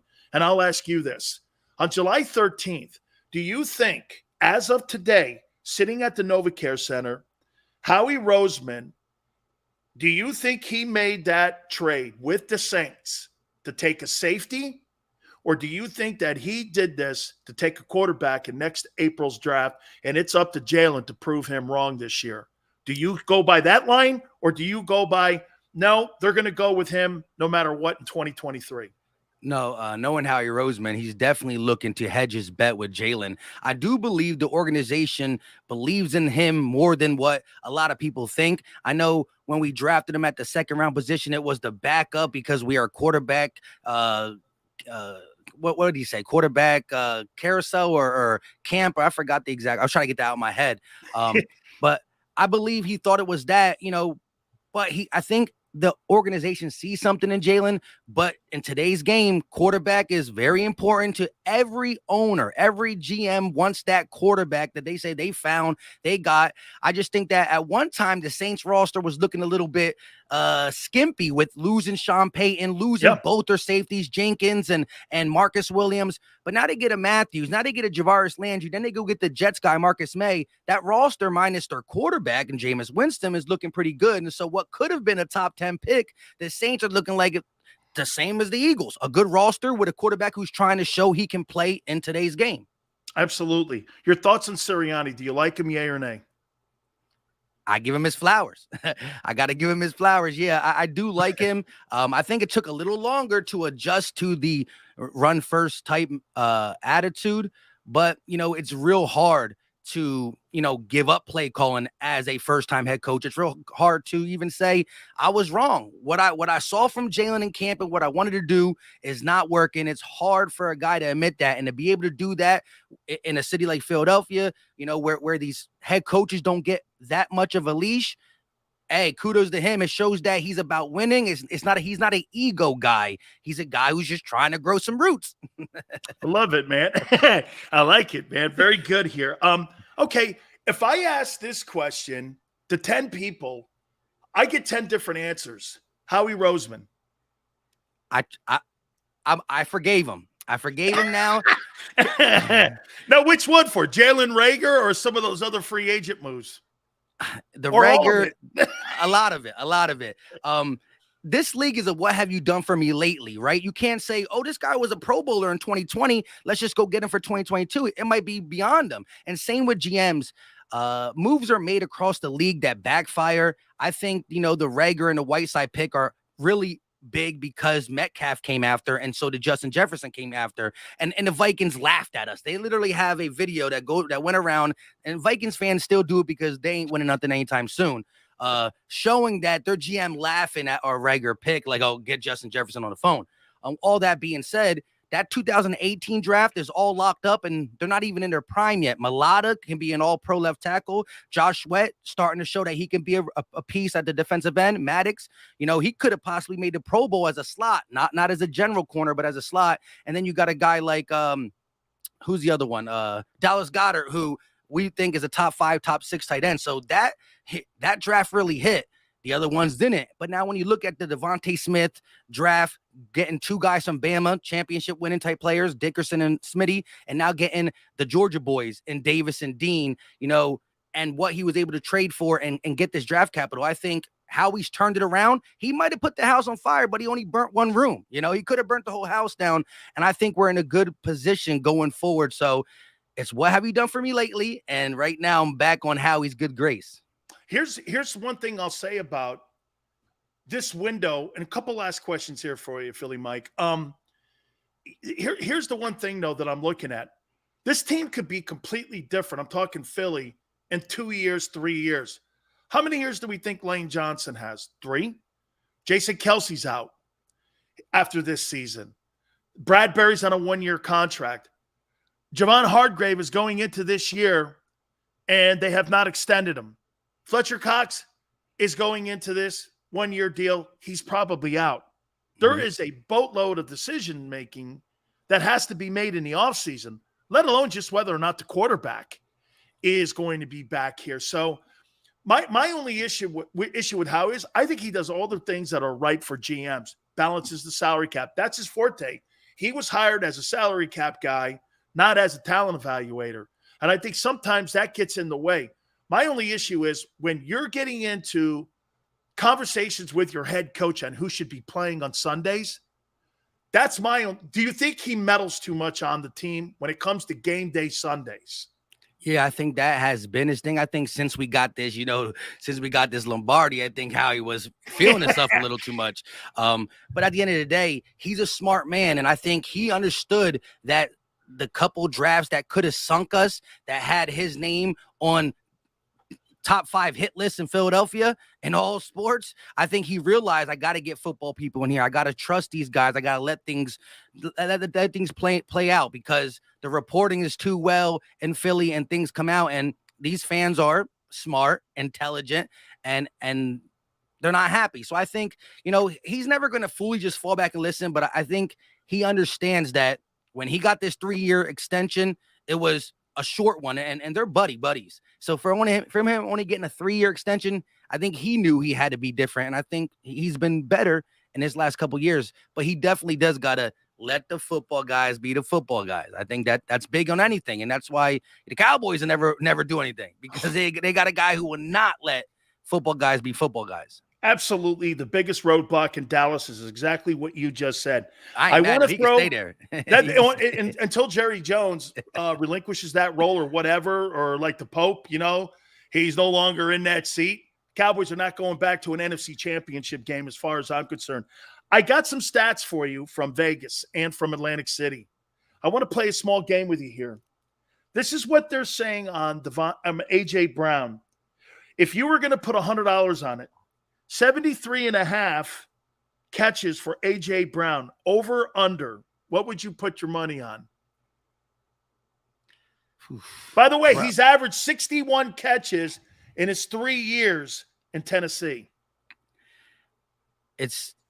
I would probably say under. I'm betting $100. I think it's really close because we talk about us being a run first team. You're going to get Derrick Henry his touches no matter who the quarterback is, even though Tannehill, you can argue pretty good, pretty bad. So he's dealt with that. But he has such big playabilities. I think that his first year, he only had 52 catches, but he still had his 1,000+ yards. He averaged 20 yards per catch. So you can still do wonders with him catching around that. So I would bet under because we have a lot of mouths to feed, including, the running game. 1,025.5 over under in receiving yards for AJ. I say over there. You say over there. Yeah. Okay. He's only averaged 998 in his 3 years. Now, last year he was hurt. Yeah. That put a damper. I think both first 2 years was over 1,025. And then his last year, he only had like 800 or something because of the 6-game miss or something like that. That's right.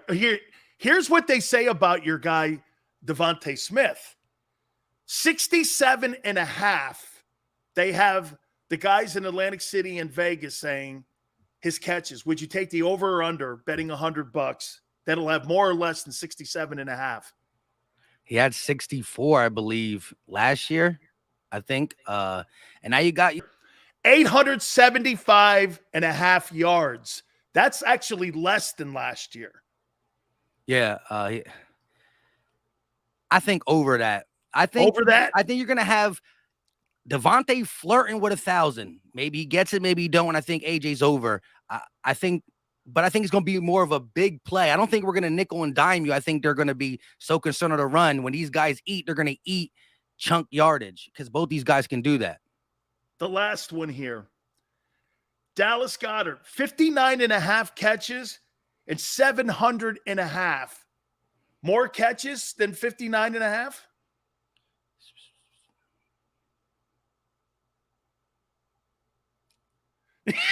Yeah, I want to say I'm gonna go him over. I think that because of AJ and Devontae's there, we're really low key sleeping on Dallas, and at the end of the season, that became Jalen's go-to guy.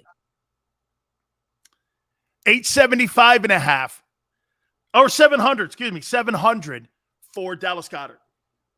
700 flat. 700.5 over under. Over. Over. Hey, Philly Mike, here's one thing though. Okay, 1,025 for $100 million guy, 875.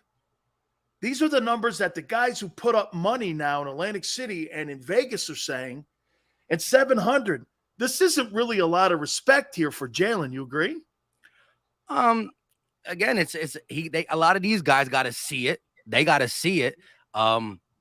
It's funny though, because Pro Football Focus just put out something and they got Jalen thrown for like 4,100 yards.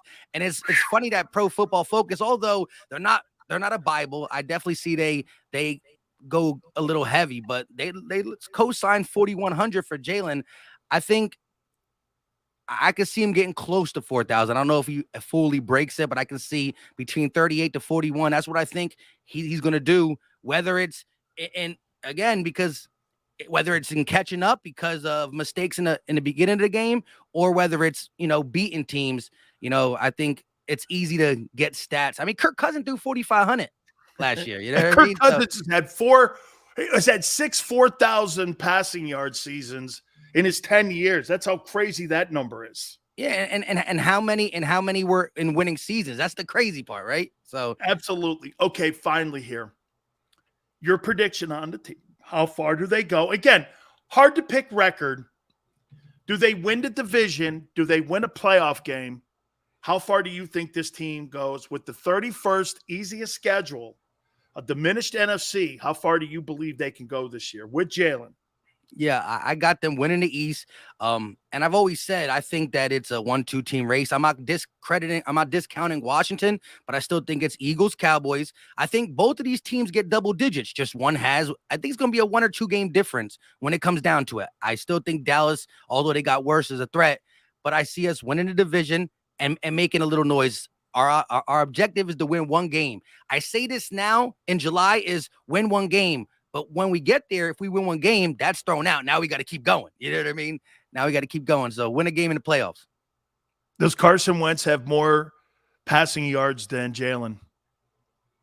This kid Dotson, I'm hearing great things. A kid from Penn State and Terry McLaurin. That's a pretty good-looking football team, man. Look, it's a train wreck of an organization. We know that. Okay? I mean, this is do or die for him. It's his best weapons. It's his last chance. You know what? I'll let Wentz have more yards. We're still going to have more wins. You know what I mean? Wentz might have more yards. We'll have more wins.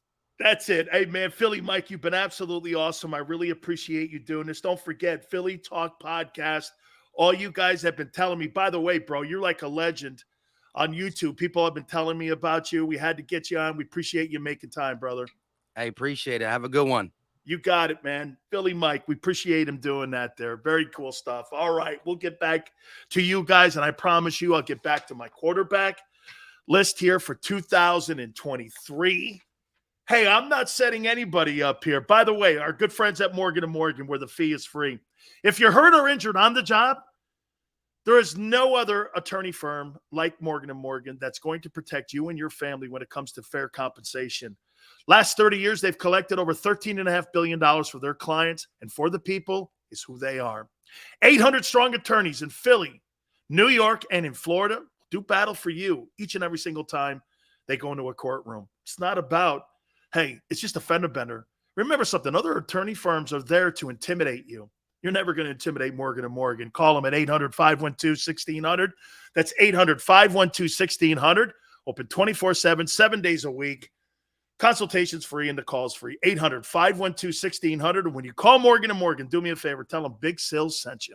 After a car crash, the big insurance companies you see advertising on TV, they may try to downplay your case and might say it's only a fender bender or it's just a herniated disc. I worry that some law firms fall for this BS. Not us. We put ourselves in your shoes and ask, what would it be like to be in your pain for the rest of our lives? $1 million wouldn't be enough for me. There's only one Morgan & Morgan. ForThePeople.com.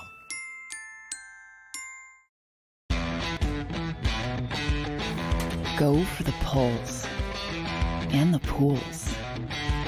Go for the oohs and the ahs.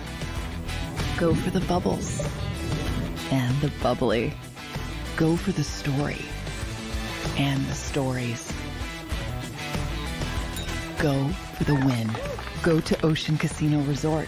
Book your trip at theoceanac.com. Action News at 11 with Rick Williams. It's the team you trust to bring it all together. The stories that impact your community, a sports roundup for the locals, and the AccuWeather forecast you depend on. Action News at 11 with Rick Williams.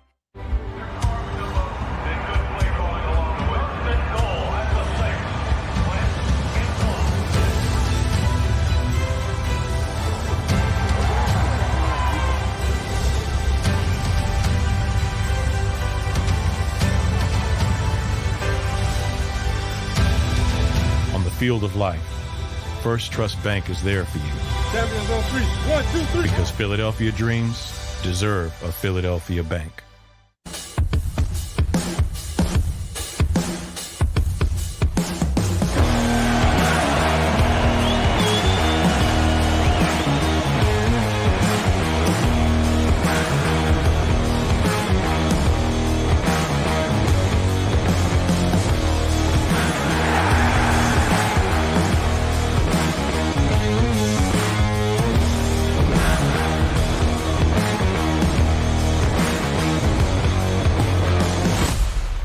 Did you know I was the mommy slam dunk champion? Really? Yes, really don't sound so surprised. Let's see it. Oh, you're ready. All right, here we go. Let's hear the crowd. So go to right, go to left, fake a mama. Mama, go up, She did it. Again? You can't avoid gravity, but United Healthcare can help you avoid financial surprises by helping you compare costs and doctor quality ratings. United Healthcare. Uh-huh. Go for the pulls and the pools. Go for the oohs and the ahs. Go for the bubbles and the bubbly. Go for the story and the stories. Go for the win. Go to Ocean Casino Resort. Book your trip at theoceanac.com.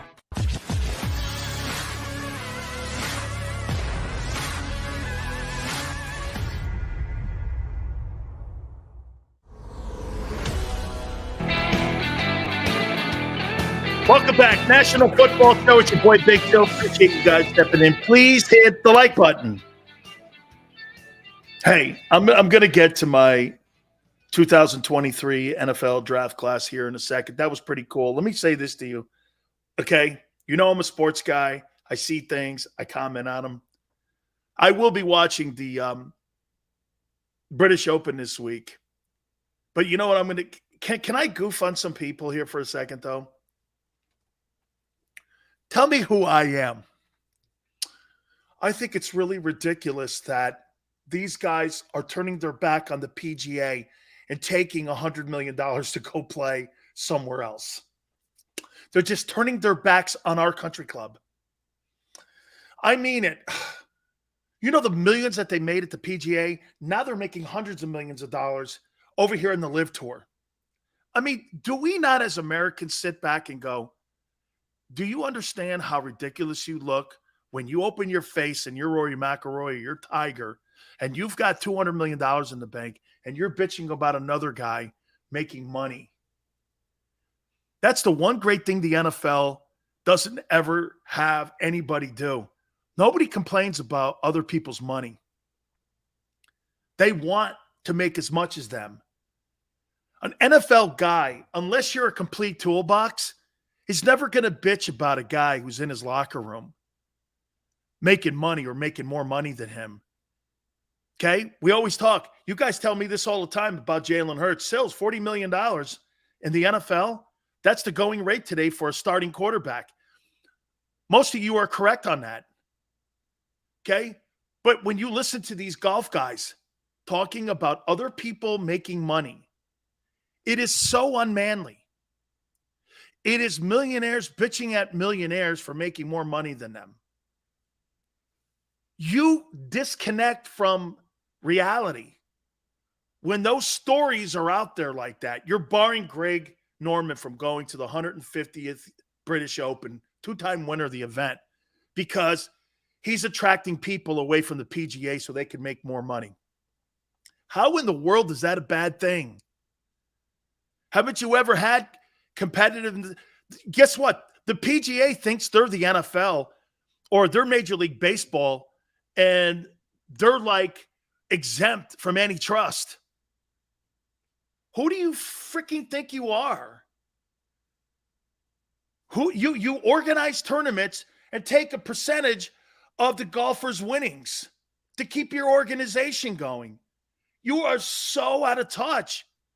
People like you and me that talk sports every day, okay? We can't connect. You disconnect with more fans over this tiff. Less people are going to watch your sport. You're not helping it. You're not helping it. Isn't it funny? UFC has Bellator. Do you ever see them bitching about Bellator? Have you ever seen Dana really bitch about Bellator? He never bitches about Bellator. Hey, man, it's your own thing. Go do it. We do our thing here. You don't like the way I pay? He tells you all the time, start your own UFC. It's there for you. Go ahead. I don't give a shit. Dane is a GOAT, man. He is totally the GOAT. It's just, I watch this and I go, bro, how in the world are you talking about other men making money? Most Americans right now, you see inflation today at 9.1. It's the highest it's been since 1981. And you guys are bitching about a couple $1 million. How out of touch can you possibly be when Americans can't fill up their tank for less than $150 nowadays? What a bunch of babies. I have no sympathy for any of them. I could give a shit. I'm going to watch the most entertaining events. That's what my television channel lands on. Not on your stupid politics. Well, he's just a nit. Shut up. I think those guys are whiners. Golf. Oh, man, hey, golf. Give me a break.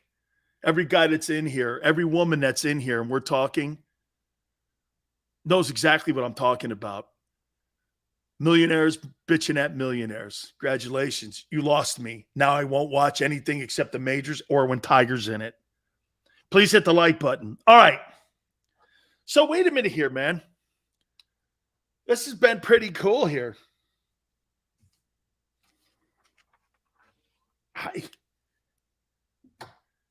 73 catches, 1,025, and 7 touchdowns, according to the people in Atlantic City and Las Vegas. It's not quite $100 million, is it? Golf's not a sport, dude. It's a recreation. Golf's not a sport. What are you going to tell me next? Darts is too, and bowling? I told you this. If you can wear the same slacks that you perform your sporting event in to dinner or to taking a chick out, it's not a sport. Yeah. Hey, and if I have at lunch caviar served, that's not the building I'm going to be in. Hey, you know what I love? So did you see the reports today about Gronkowski? Last year, Gronk got hurt in that Rams game. He had a punctured lung, and he had 2 cracked ribs, went back in and finished the game and was out for like 4 weeks. I mean, can you imagine being a golfer? Hey, my fly broke. I broke a nail on my fly. Look at it. I can't use my wedge. I mean, I don't know. Gronk's playing with a punctured lung and 3 broken ribs. And this guy broke his nail, his manicured nail at that, on his fly on hole 8.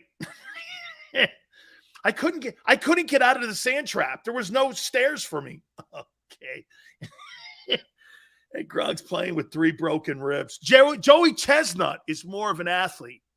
Even Sirianni would say it. Joey Chestnut is used as motivational reels and YouTubes for the Eagle players more than I could guarantee you a golfer is. Steven, love Gronk, man. I love that dude. Hey, Ryan, I like playing it too. I didn't say it wasn't fun. Dog. But seriously, man, you get to drink beers and sit in a golf cart and hit a golf ball. I don't know, If you play football, man, drinking beers might be a problem. Shuffleboard, that's a total sport. I told you this, man, that whole thing with curling. You know the curling deal?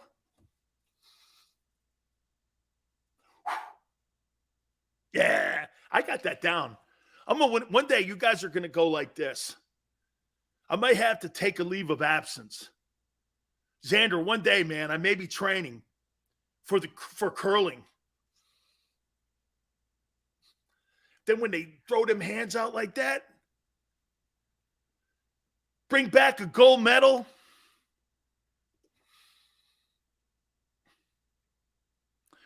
You got to do the faces too. I love that curling deal, man. Do you still think Tampa Bay is going to trade for Jimmy G? I'm even more convinced of it. Hey, 49er minded. You know what was funny, dude? Today, a guy from The Athletic printed a story. How about this? Today, the guy printed the story that Jimmy Garoppolo has been thrown for 2 to 3 weeks. I said that last week. You guys called me liars. Somebody else says it. Now it's news. Now it's news. I posted it at Dan Sileo Show. By the way, if you guys don't follow me, please do.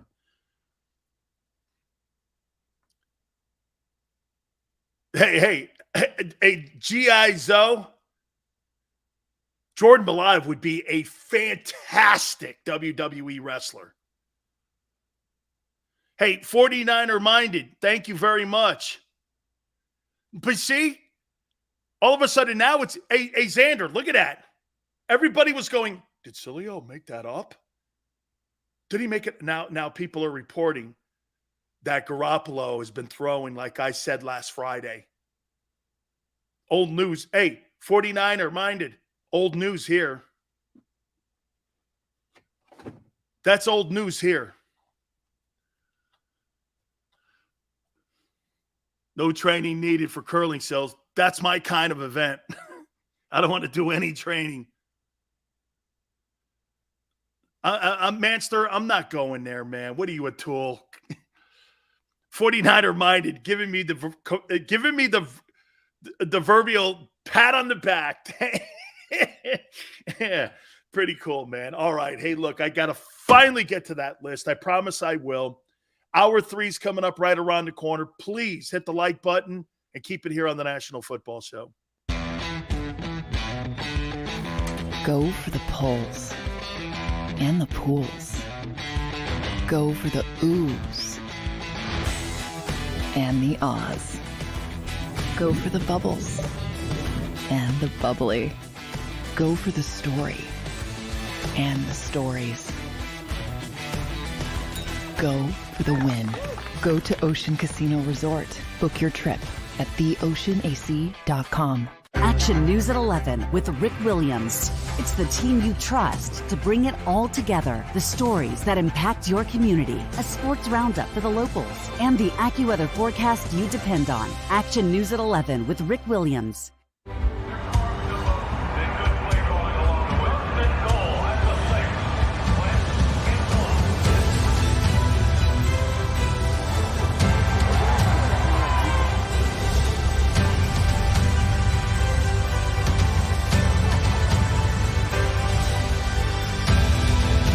Field of life, First Trust Bank is there for you. Champions on 3. 1, 2, 3. Because Philadelphia dreams deserve a Philadelphia bank.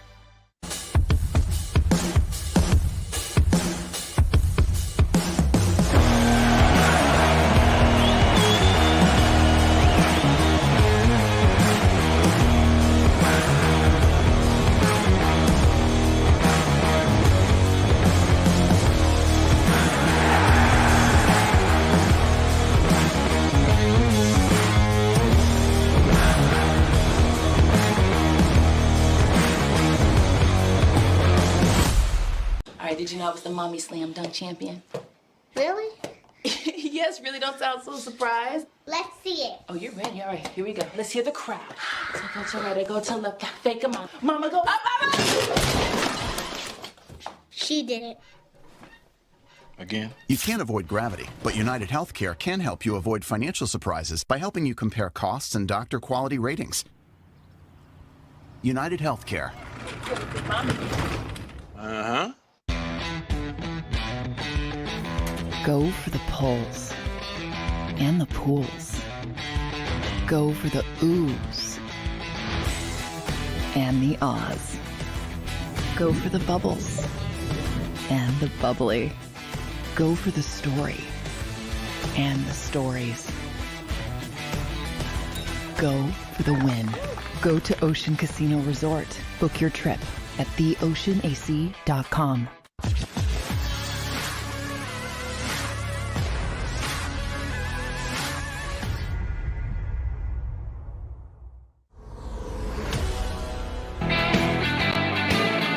Hour number 3, National Football Show. Please hit the like button. Thank you guys so much for diligently staying with us. We so appreciate you guys being here.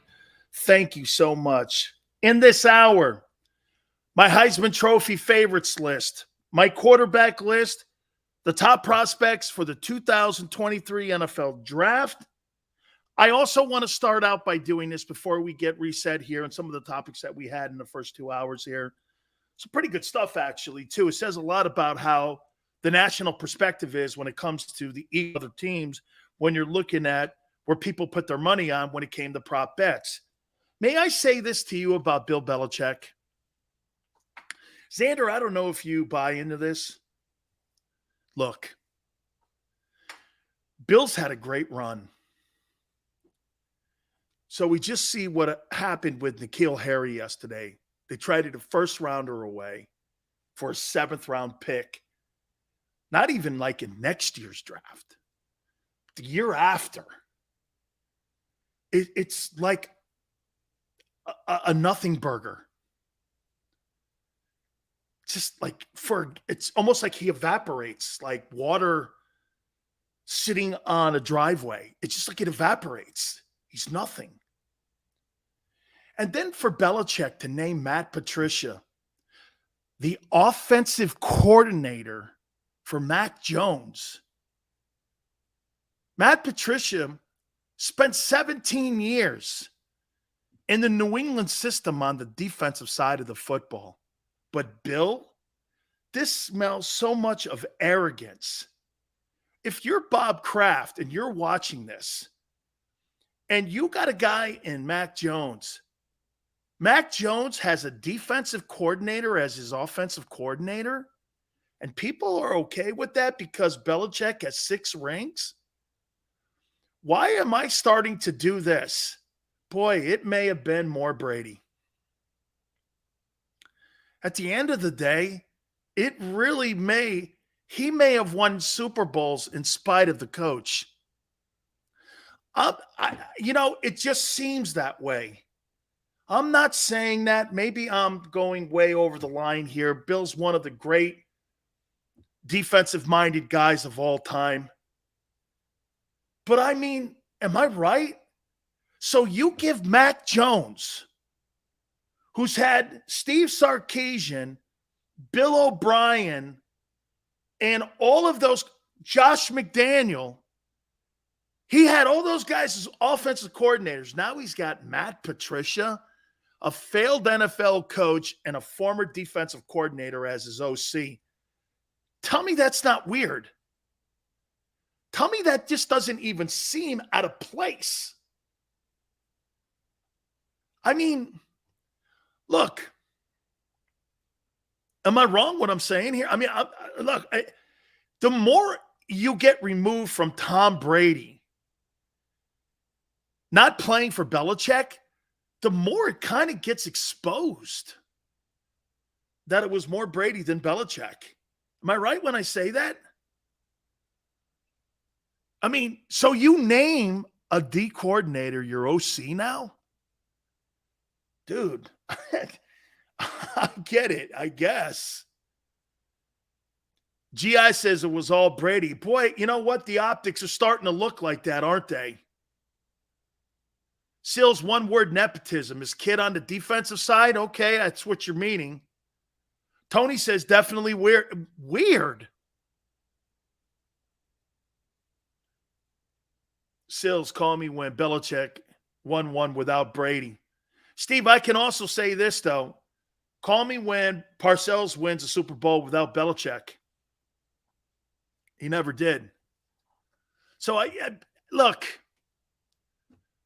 it's just something I'm, like, watching, and I'm going, like, it just doesn't seem right. And you know what we do in the media? We give Belichick the latitude because you know why? Of the insane winning and all the things that he's accomplished. But we give him the benefit. I mean, see, this is why I kind of am different than others. I don't give you the benefit. You're only as good as the last game you coach and the last season you prepare for. I don't give a shit what you've done in the past. Does that give you more equity in a locker room? Or does that give you more equity on being able to do out-of-the-box things? Here, let me give you a great example of that. Xander, you can attest to this. How many coaching staffs do you think could hire Steve Sarkisian after he was drunk? Bill O'Brien after he was blown out? That coach at Maryland who got in trouble at New Mexico for sexual misconduct innuendos, how many of those guys has he brought in? Lane Kiffin, how many of those guys has he brought in to the Alabama Rehab Center and rehabbed those guys into having gigantic jobs today? Look at all those guys. I'm not saying Kirby Smart had any issues, but Kirby Smart's $8+ million. Steve Sarkisian, $8+ million salary per year. Lane Kiffin, Ole Miss, $8+ million. The guy in Maryland just signed, I think his name is Loxley.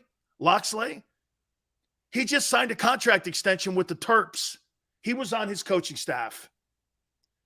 Nobody gets that equity to hire guys like Sarkisian was drunk at a USC event. And you know what Nick did? He hired him. Nobody does that. Nobody has the onions to do it. He goes like this. I don't care what anybody says. I run this program, and I pretty much run the state of Alabama. You may think Tommy Tuberville's the senator of Alabama. I'm the governor, dude. Hey, Nick Saban ain't just the head coach of Alabama. Just like Bear Bryant, he's the governor of Alabama. He may be even the governor of the Southeastern Conference. You get to do that shit. I think that's kind of what Belichick gets here a little bit. He gets kind of to do that stuff. Okay? All right. Here, the numbers we threw at people in the first hour, you guys weren't very happy. Doesn't really look like there's going to be a lot of offense in Philly this year, according to the guys in Atlantic City and the guys in Vegas. As I said to you, I'm resetting to get into the quarterback list here. People with the money are saying 73 catches for A.J. Brown, 1,025. In receiving yards for A.J., 7 touchdowns. Not really a $100 million guy or $25 million a year.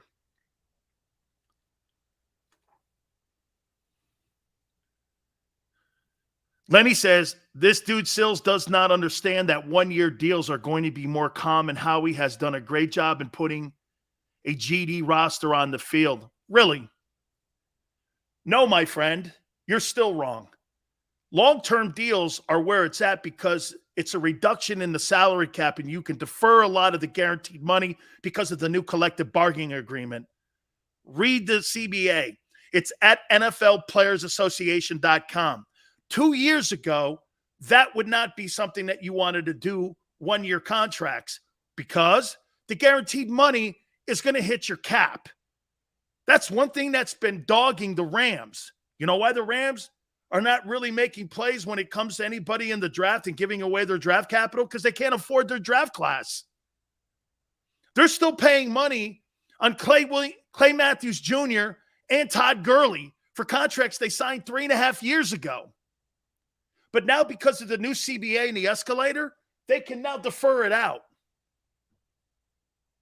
There's your lesson. End of story. You're welcome. 67 catches for Devontae. 875. 5 touchdowns. Here is your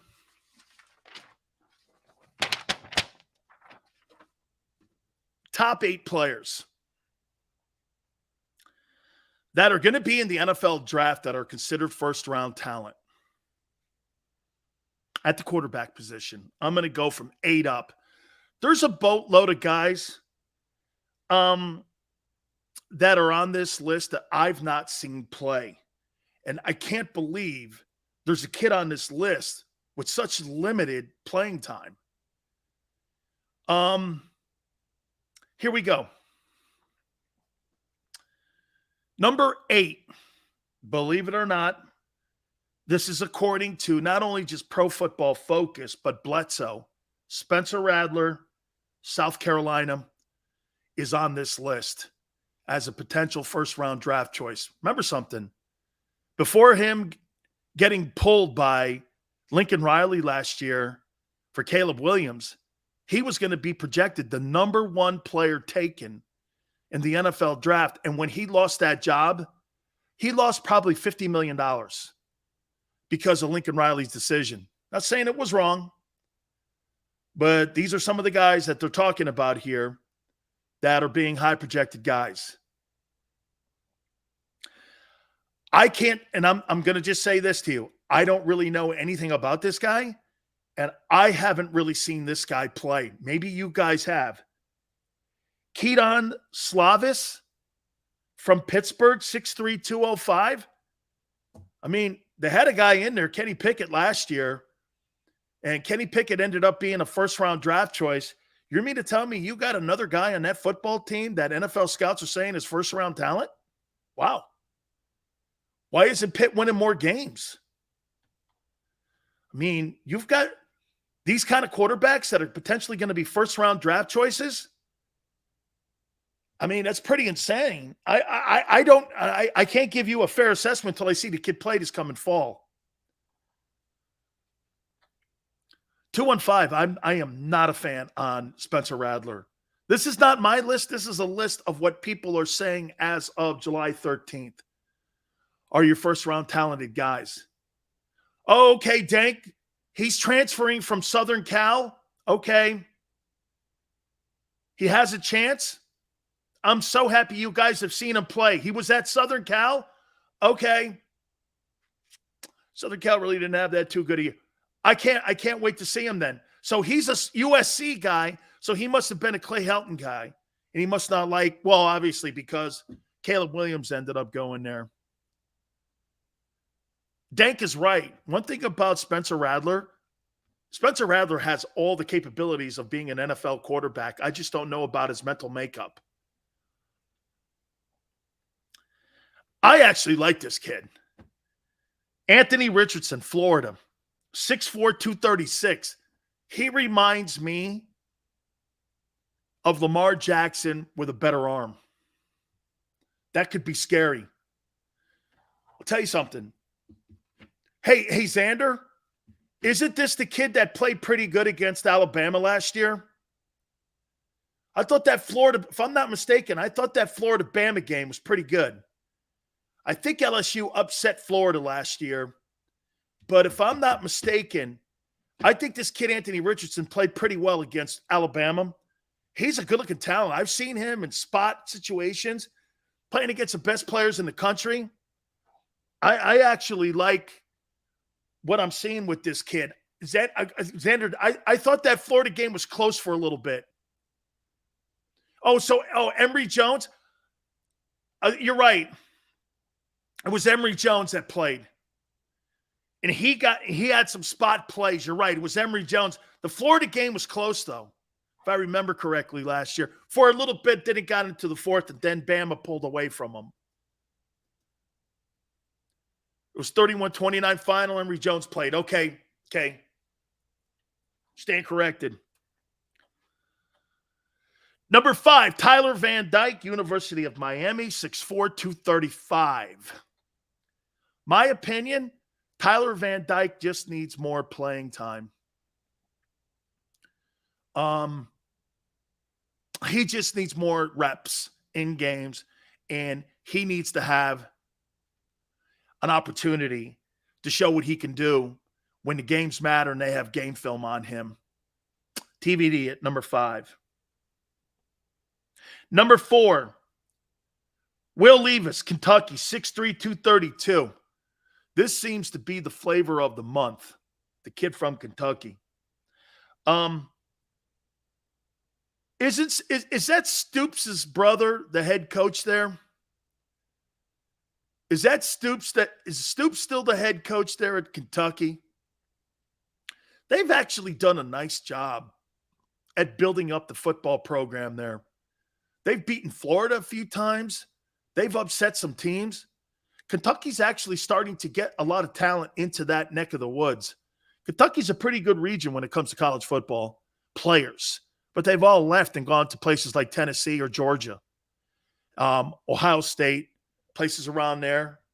Okay, Penn State, a lot of those kids from Kentucky like to go up and play at either Pitt or West Virginia. But this kid at Kentucky is supposed to be like the real deal. Fumble. Yeah, well, because Kentucky really outside of like the 50s, couple years in the 70s, they put all their resources into basketball. They really didn't put a lot of resources into football. Now they're starting to put some resources into football. So yeah.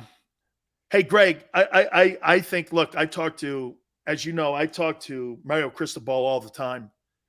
And Mario, here, guys, Mario Cristobal compares Tyler Van Dyke to Justin Herbert. Would you like Justin Herbert to be your starting quarterback in 2023?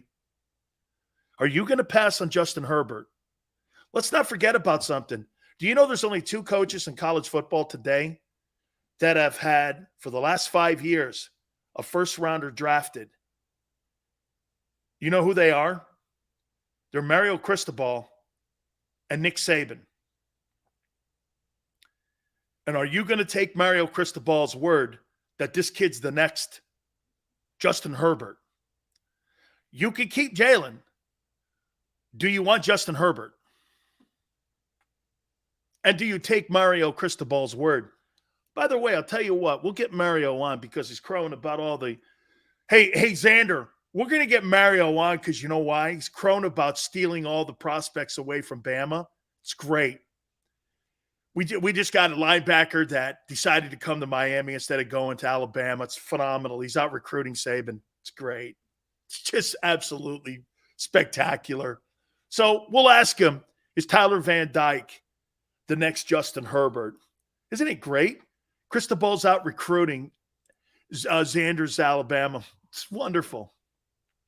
Hey, Slasher, this kid, Tanner McKee, is next from Stanford. He's the next guy on the list. Funny you should say that. Ashley Judd, absolutely spectacular. Talking about one of the finest looking women, love her. This kid's 6'6", 226, and he's rapidly moving up the draft charts. I don't watch a lot of Pac-12 football. I think it sucks. And the only reason I did watch Pac-12 football is because of my friend at Utah, Kyle Whittingham, and also Mario Cristobal when he was up at Oregon. The rest of it, a little bit with Chip Kelly at UCLA. But other than that, I don't really watch a lot of Pac-12 football. Well, Herm Edwards, we've had Herm on. I like Herm. I'm naming all the coaches now in the Pac-12, soon to be Pac-10 again. Yeah, man. I mean, but I have to watch more of him. I have to say, this kid's a huge kid, man. Slasher, you like him a lot? 6'6", 226. He's from Stanford, too, so you know he's well coached. I didn't know that C.J. Stroud was a sophomore. I didn't know that. I think he's a redshirt sophomore to boot there. But Stroud, 6'3", 218. He is the number 2 prospect, according to Bledsoe and Pro Football Focus. Bryce Young, at 6 feet, 194, is the number 1 prospect, according to Pro Football Focus. 6 feet, 194. Whew. Am I drafting that? This kid's not 200 pounds soaking wet. Am I drafting that? In today's NFL, does he get hit a lot? 17 games, you're going to get hit. This guy takes off running in open field. There's kickers in the league bigger than this dude. 6 feet, 194. That's tiny. Are you drafting Bryce Young? As great as he looks in college, okay, he kind of but Charlie Ward was he was a taller guy. Guy played in the NBA for 12 years. 6 feet, 194. He's going to the Giants. Hey, smile. Bryce Young could run between Jordan Davis's legs. Baker size? I think Baker's a little thicker. Are you going to draft a guy 6 feet, 194 to play for your football team in the NFC East? Number one. Are you taking Bryce Young? Whew. What a gamble. I think I'd keep Jalen. At least I know Jalen could get through a 17-game season. 6 feet, 194. Here, let me ask you guys. Do you feel comfortable drafting a 6 foot, 194 guy with your first round pick that you traded with the Saints last year? Yes or no?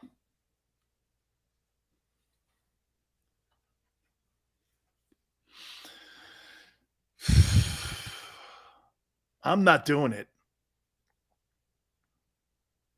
I'm not doing it. I'm going to gamble and not do it.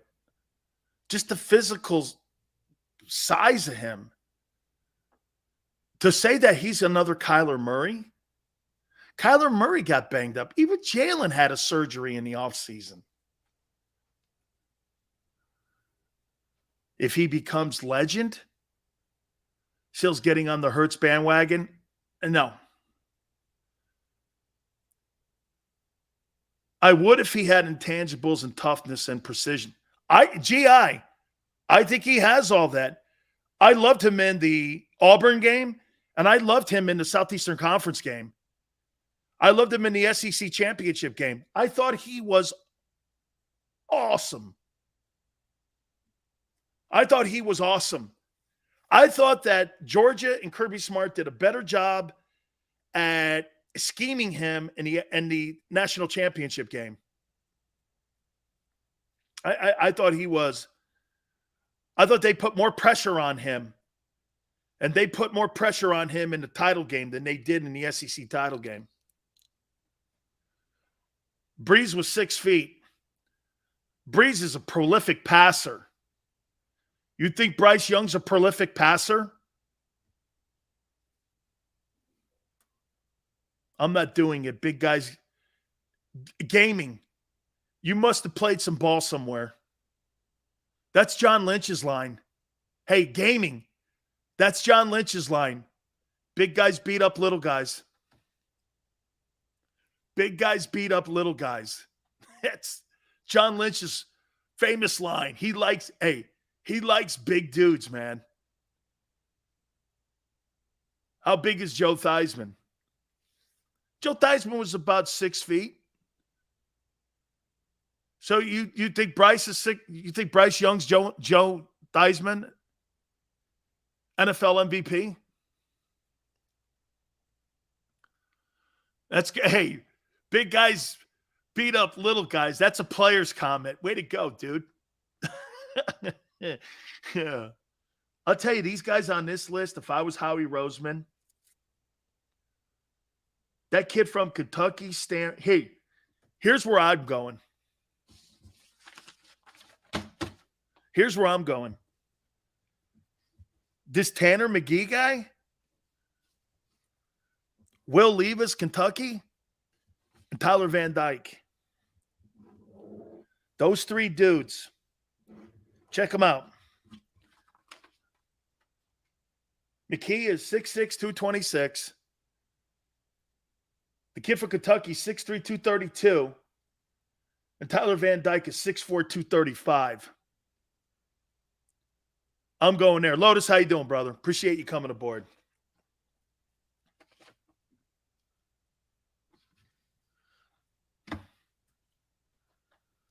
Foles was pretty big now at Colts behind Ryan. I think Foles is like 6'3.5", right? We are on the back of the list for TVD. Yeah, you're on the list. You can't coach height.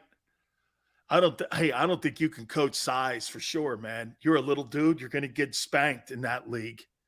Foles is 6'6". That's right. He was a hoop player, right?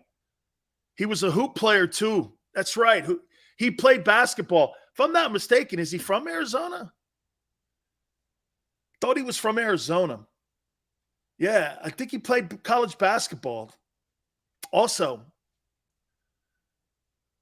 yeah, hey, Greg, I like that too, man. I like the prototypical guys that are what we see constantly now with the NFL. I like those prototypical drop back guys. Foles is from Arizona. Okay. Texas?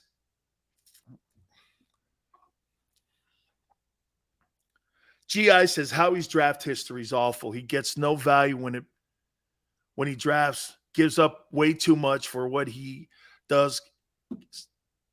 He loves trading so much in the last 15 years, almost none of it with first rounders. Well, he did last year. He traded with the Saints. So he did last year. Yeah, Foles is a Wildcat. Yeah, my friend's down there now, the head football coach. Used to be at the University of Miami as an offensive coordinator.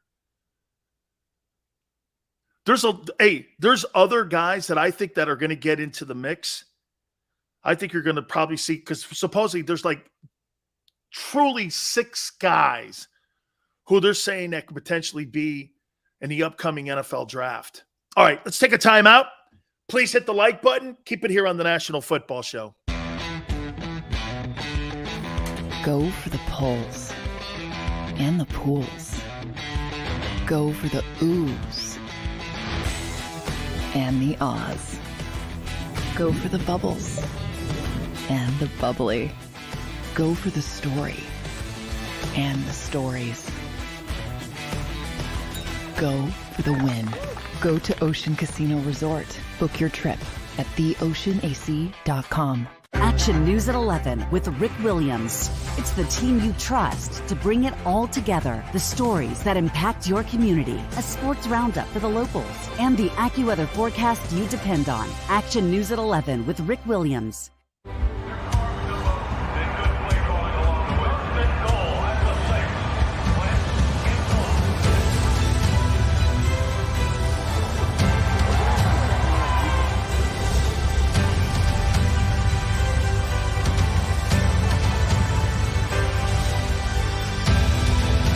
Field of life, First Trust Bank is there for you.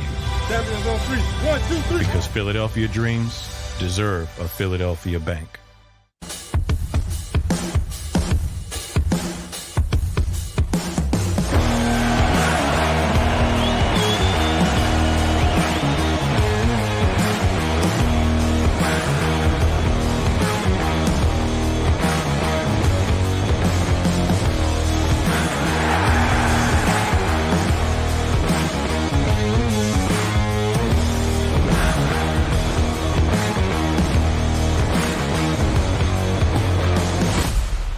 Did you know I was the mommy slam dunk champion?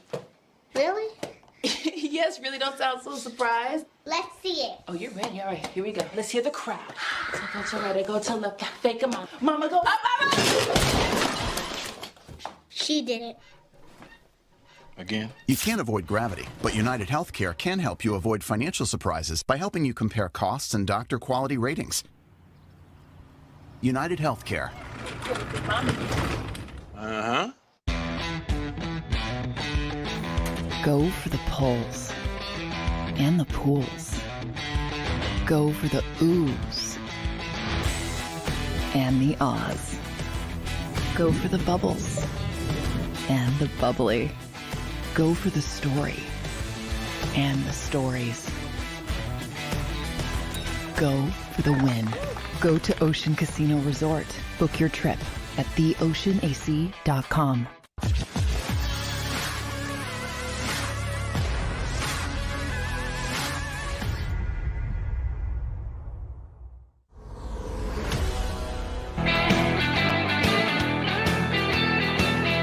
Welcome back.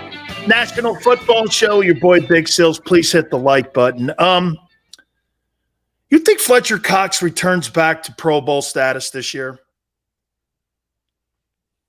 Yes or no? Or do you think the best years are behind him? How old is he, too? Let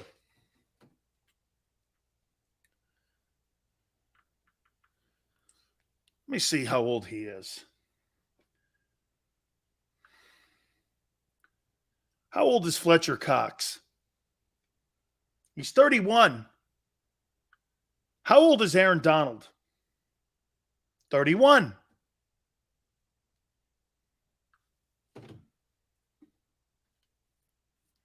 This is a fair question here, then. I think Aaron Donald's going to be a Pro Bowler again. He's Fletcher Cox, who was considered the second best interior defensive tackle for years. As I met Sander, I told him I love the style that Fletcher played. Better against the run. It's kind of a more complete defensive tackle. But something happened. Is it Gannon? Now, he was never the pass rusher or the TFL guy that Aaron Donald is. Do you think it's the system that Fletcher plays in today that's killing his ability to make plays? Marcus, I just Googled it. It said he's 31. I think Fletcher's past his days. So, Slasher, get this. Donald is 31. You think he's past his days? Fletcher's an above-average starter, by no means a Pro Bowler. I don't know. Wait till you see this kid, Travis Davis in Baltimore. Yes, Fletcher's best year was at defensive end in a 34. Last couple of years that Schwartz was here, he started to decline a little bit. Okay.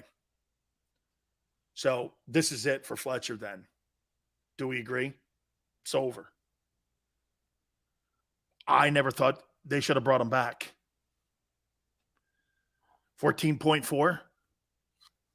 He couldn't have got that in the open market. Nobody would have played Fletcher Cox for the season he had last year. And from what you guys are saying, 2 years starting in decline under Jim Schwartz, 14.4, that's overpaying. That's almost like a retirement fund that Howie set up for him. And no disrespect to him. He's been a great warrior for the Eagles. He'll be in the Eagle Ring of Honor. There's no shade here. But when you're talking about building football teams, the Eagles, like a lot of teams, and here, let me give you something that the Philadelphia Eagles fall in line with every other team. They don't make the tough cut. Here's the players that should be cut. Okay? That Derek Barnett guy sucks. Should be off the team. Jalen Reagor sucks. Off the team. J-Jaw sucks. Off the team. Fletcher Cox passes time. No disrespect. If you could do it in New England where you can move Richard Seymour, you can move Fletcher Cox in Philly. Those are tough cuts. That's why New England will always have a balanced salary cap under Belichick, and why they did with Brady. They made those tough cuts and tough moves. They were never going to ever pay Darrelle Revis what he wanted. They let the Jets and the Bucks do that. Then they bring him back. They go to a Super Bowl and he robs somebody else. The Eagles have about 5 guys on that roster they shouldn't have. But because they don't like looking bad in the media or what have you, that it goes against draft stats where you bombed in it or what have you, and perception looks bad, that matters a lot to them because the GM, his reputation is on that because he's got more autonomy than the head coach. That's what that is. You got a general manager that sits around and protects himself by having shitty dudes still on the roster. You think Barnett should be on the roster or Reagor or J-Jaw or Fletcher at 14.4? Fletcher Cox, if he went out into the open market, nobody on the planet would pay him what you would on a franchise tag. Franchise tag is $18 million, $17.5, I think it is. It's like $17.5. You're $3 million under the tag? No way. You could have used that money to bring in Honey Badger. Elevated Milton Williams, had it cheaper, paid for an experienced safety who's been in a Super Bowl and is a ball hawk.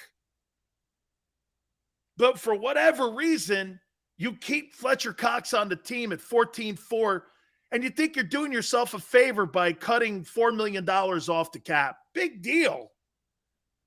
You got a lesser safety from San Francisco than you could have if you brought in Honey Badger Tyrann Mathieu. You could have increased and improved your football team dramatically.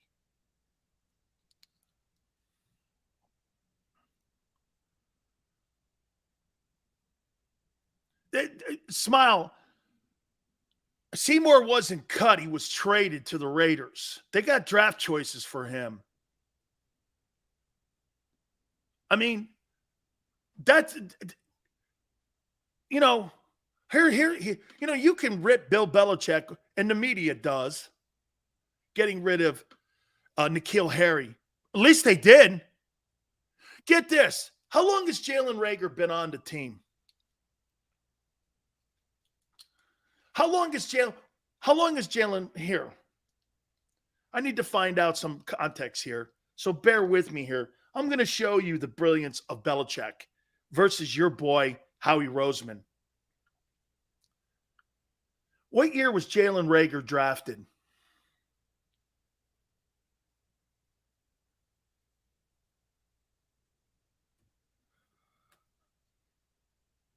Was he drafted in 2020? I think he was drafted in 2020, right? What year was N'Keal Harry drafted?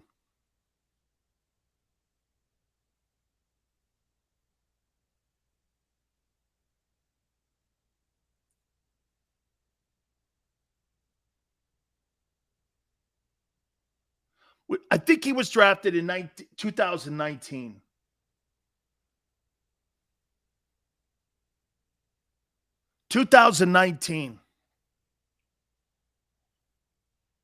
They weren't going to give. They weren't going to give N'Keal Harry another year. Why is the general manager of the Eagles giving that guy another year when you know he blows? What? New England moves off of him. They got to go. You got two wideouts that should not be on your team. J-Jaw and Reagor. Now, I'm saying this on July 13th. Will they make the roster in September?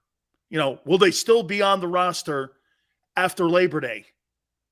So, you know, I want to temper it a little bit when I say that to you, because they may not make the roster, depending on what Zach Pascal does. Zach Pascal, if he looks good in the exhibition season, that would be the doom of Reagor. It'll clearly be the end of J-Jaw. But then again, you're light at the tight end position, and the so-called move was to create depth. Okay? But look at some of the guys that are on the ball team. This, again, the saving of face is so obnoxious. You're afraid, oh, wait, but that's really standard in Philly. You can't criticize Jalen Hurts for having a 10-play drive where he sucked. And you can clearly never criticize the general manager for some sorry-ass draft choices and some poor cap management. You still got Alshon Jeffrey's money on your cap. Thank you, Xander, for that one. Okay? Howie's a top 5 GM, maybe top 3. Well, then why hasn't he gotten the quarterback position or the head coaching spot right? Lenny, if he's so great, he's never got the quarterback spot right. How can a guy be one of the better GMs when he's failed at wideout, and any wideout that he's ever had outside of Devontae? We, want to see what he does. Every wide receiver he's drafted has been horseshit. And if he wanted to get one, I mean, look, Deshaun Jackson, okay, had to get T.O. in free agency, had to get A.J. Brown in a trade. Who else would you give him massive credit for when it came to wide receivers in his time since 2000? Who else?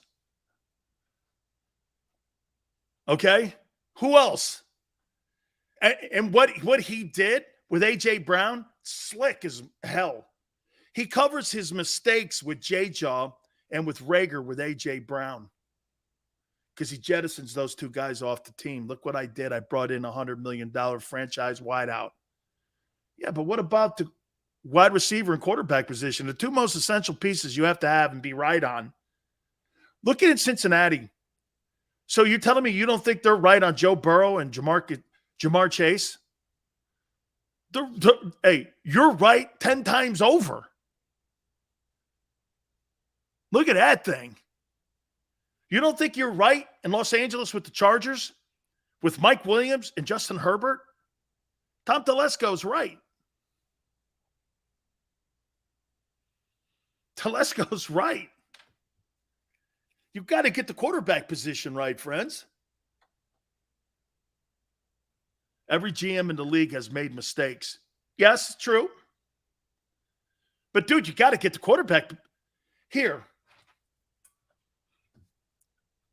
Joe Douglas with the Jets. Let's take him, for instance, former Eagle executive. His reputation's on Zach Wilson. His reputation is all on Zach's success.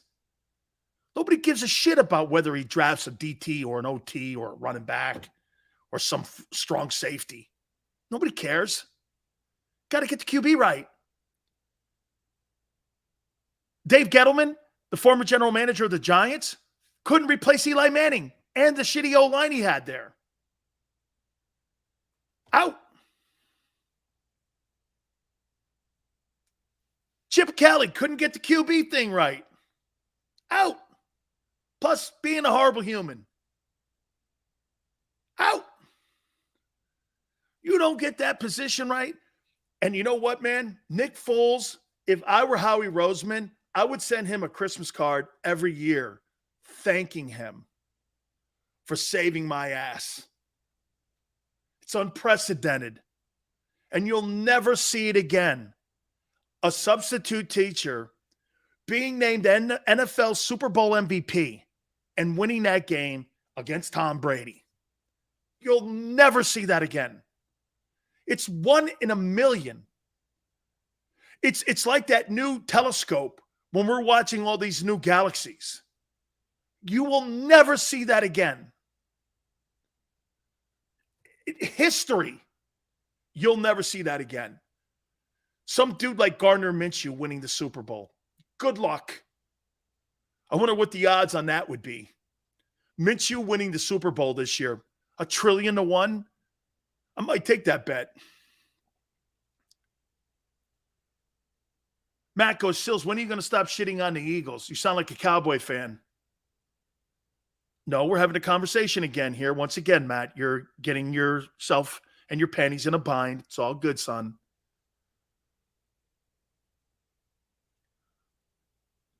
Hey, Joseph, what's it? Hey, Joseph, dude, Sills, we own it. Hey, Jeff Hostetler owns it too. I get it. No. I thought the Hostetler Super Bowl was the greatest substitute teacher Super Bowl of all time when he took over for Sims when they were 10-0. But the Foles one is the best of all time and one of my favorite Super Bowl moments of all time. Let's do the Philly special. One of the greatest moments of all time. Okay. Doug Peterson didn't think 10 seconds of it. Go ahead. I was like, wow, that was so awesome. Excellent point, Sills. How many quarterbacks have come and gone? And a lot of it has to do with them hating Howie and him throwing anyone and everyone under the bus. Well, you fired the coach. You fired 2 Super Bowl winning two Super Bowl winning coaches. Howie Roseman's fired. One's going to the Hall of Fame. And Doug Peterson is going to get his shot with the Jaguars. Who fires 2 Hall of Fame or who fires 2 Super Bowl winning coaches and says that's a good move? And then you hire a guy who is on training wheels and talks to me about Kobayashi videotapes and planting seeds and flowers and marijuana pot. I mean, who does that? A guy who's in control. And again, what I said to you was, I think Howie has done a wonderful job at building the team as the general manager. I think my problem with him is get out of the coaching room. I don't give a shit what you think about with us game planning against the Giants. What would you possibly know? How? Because you watch it on film? You're not a strategist. You're not a player. Most importantly, you're not a coach. But because you think it's like the guy, it would be like this. Me sitting in an operating room, watching a heart surging, and me taking notes, and me watching him for 2 years, 10 years, and then me saying, well, I could do the surgery too now. Because I stayed at a Holiday Express. I stayed at a Holiday Inn Express. I could do brain surgery now because I sat and watched it for 10 years. Come on, man. That's my problem. Because then you get in over your rails a little bit and you start telling the coach what's best and you go like this. That's why Doug Peterson went like this. Shut up. What would you know? And then when you start getting in that adversarial tone and that conversation, that's why Sirianni's important to Howie Roseman. He's not going to get any kick up. You know when I knew that? You're not going to get any kick up when you have to beg for Zach Pascal to be on the team. Hey, Howie, do you think it's okay if we make a trade for a guy that I think is being underutilized in Indianapolis? I talked to Frank. We could make the deal. He likes the guy too, but he's just not going to get the touches here. You think we can please make the deal? Sure. The numbers fit. He's only making $1 million. It's all good. Go get him. Dude, when I got to call you think Mike Tomlin does that in Pittsburgh? Mike Tomlin used to go to Kevin Colbert and go, I want this guy here. Let's see if we can get it done. Okay? Hey, Dyke, right? I sit around and think that I can, rebuild an engine and I'm going to take notes and I'm watching a guy and me go in there thinking that I can rebuild an engine because I watched the guy do it. Come on, man. It's everybody staying in their lanes. Okay? Well, you played football and talk like you don't know shit, but we ain't holding that against you, man. Okay. Thank you, Joseph. I guess. Perfect example. Jerry Jones and Jimmy. That's the best example and best analogy you can have. Jerry Jones knows how to make money, and he's the greatest brander of all time. If Jerry Jones was so smart of a general manager, why haven't they been able to duplicate the things they did when Jimmy Johnson was in the building in Dallas? Why? They've replaced Emmett with Zeke. They replaced Michael Irvin with Amari Cooper, Des Bryant. They replaced Aikman with Romo and Dak. There's your so-called big three. The one person they haven't been able to replace was the football guy, Jimmy Johnson. All the things that Jerry talks about football, talent, evaluating. If he's so brilliant of a GM and president, and he takes credit for those 3 Super Bowls that they won, why hasn't he been able to do it again? Ozzie Newsome did it. Ozzie Newsome did it with Brian Billick, rebuilt the football team, and won a Super Bowl with John Harbaugh.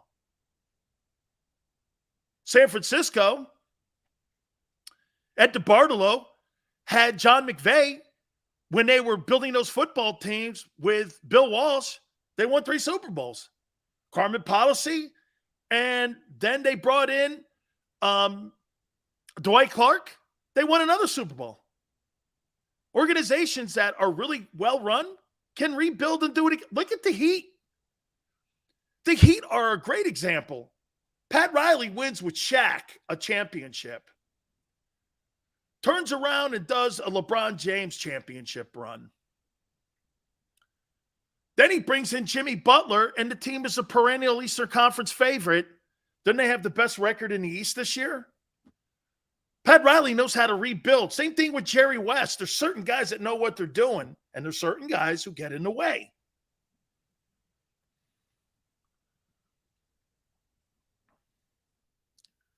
Yeah, Jerry knows how to make money, man. Joseph, all good, man. Let's see here. What has Howie done that would suggest he understands football, the game, not just the business? Chris, I would say this to you. He hasn't got the quarterback or wide receiver position right at all. Okay? And when the Eagles have to cover for all the mistakes they make at wideout, outside of the Jeremy Maclins, and the Deshaun Jacksons, they go out and cover it with T.O.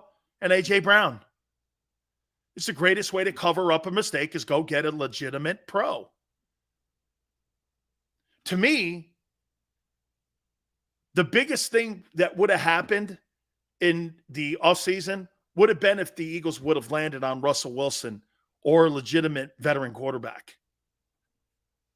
Because they haven't been able to get the position right. Shit, man. Look at what Joe Burrow has done to Cincinnati. Joe Burrow changed the culture around in Cincinnati. And I'm not saying that the Eagle culture was so bad, but at the time it was. Between the Wentz and Foles scenario and how things were playing out, it was a crap show inside the locker room. Jalen settled that. Well, it's lesser talent settling it. And lesser talent usually settles that because people have to defend it. You don't have to defend. Hey, if Aaron Rodgers is an a-hole, you don't have to defend Aaron Rodgers. You know why? He's a great player. Aaron Rodgers, the jerk, who cares? That's why nobody in Green Bay cares that Rodgers is a jackass. Nobody cares. Because he's great. He's spectacular. Ed DeBartolo is not only a great owner, but he's one of my dearest friends.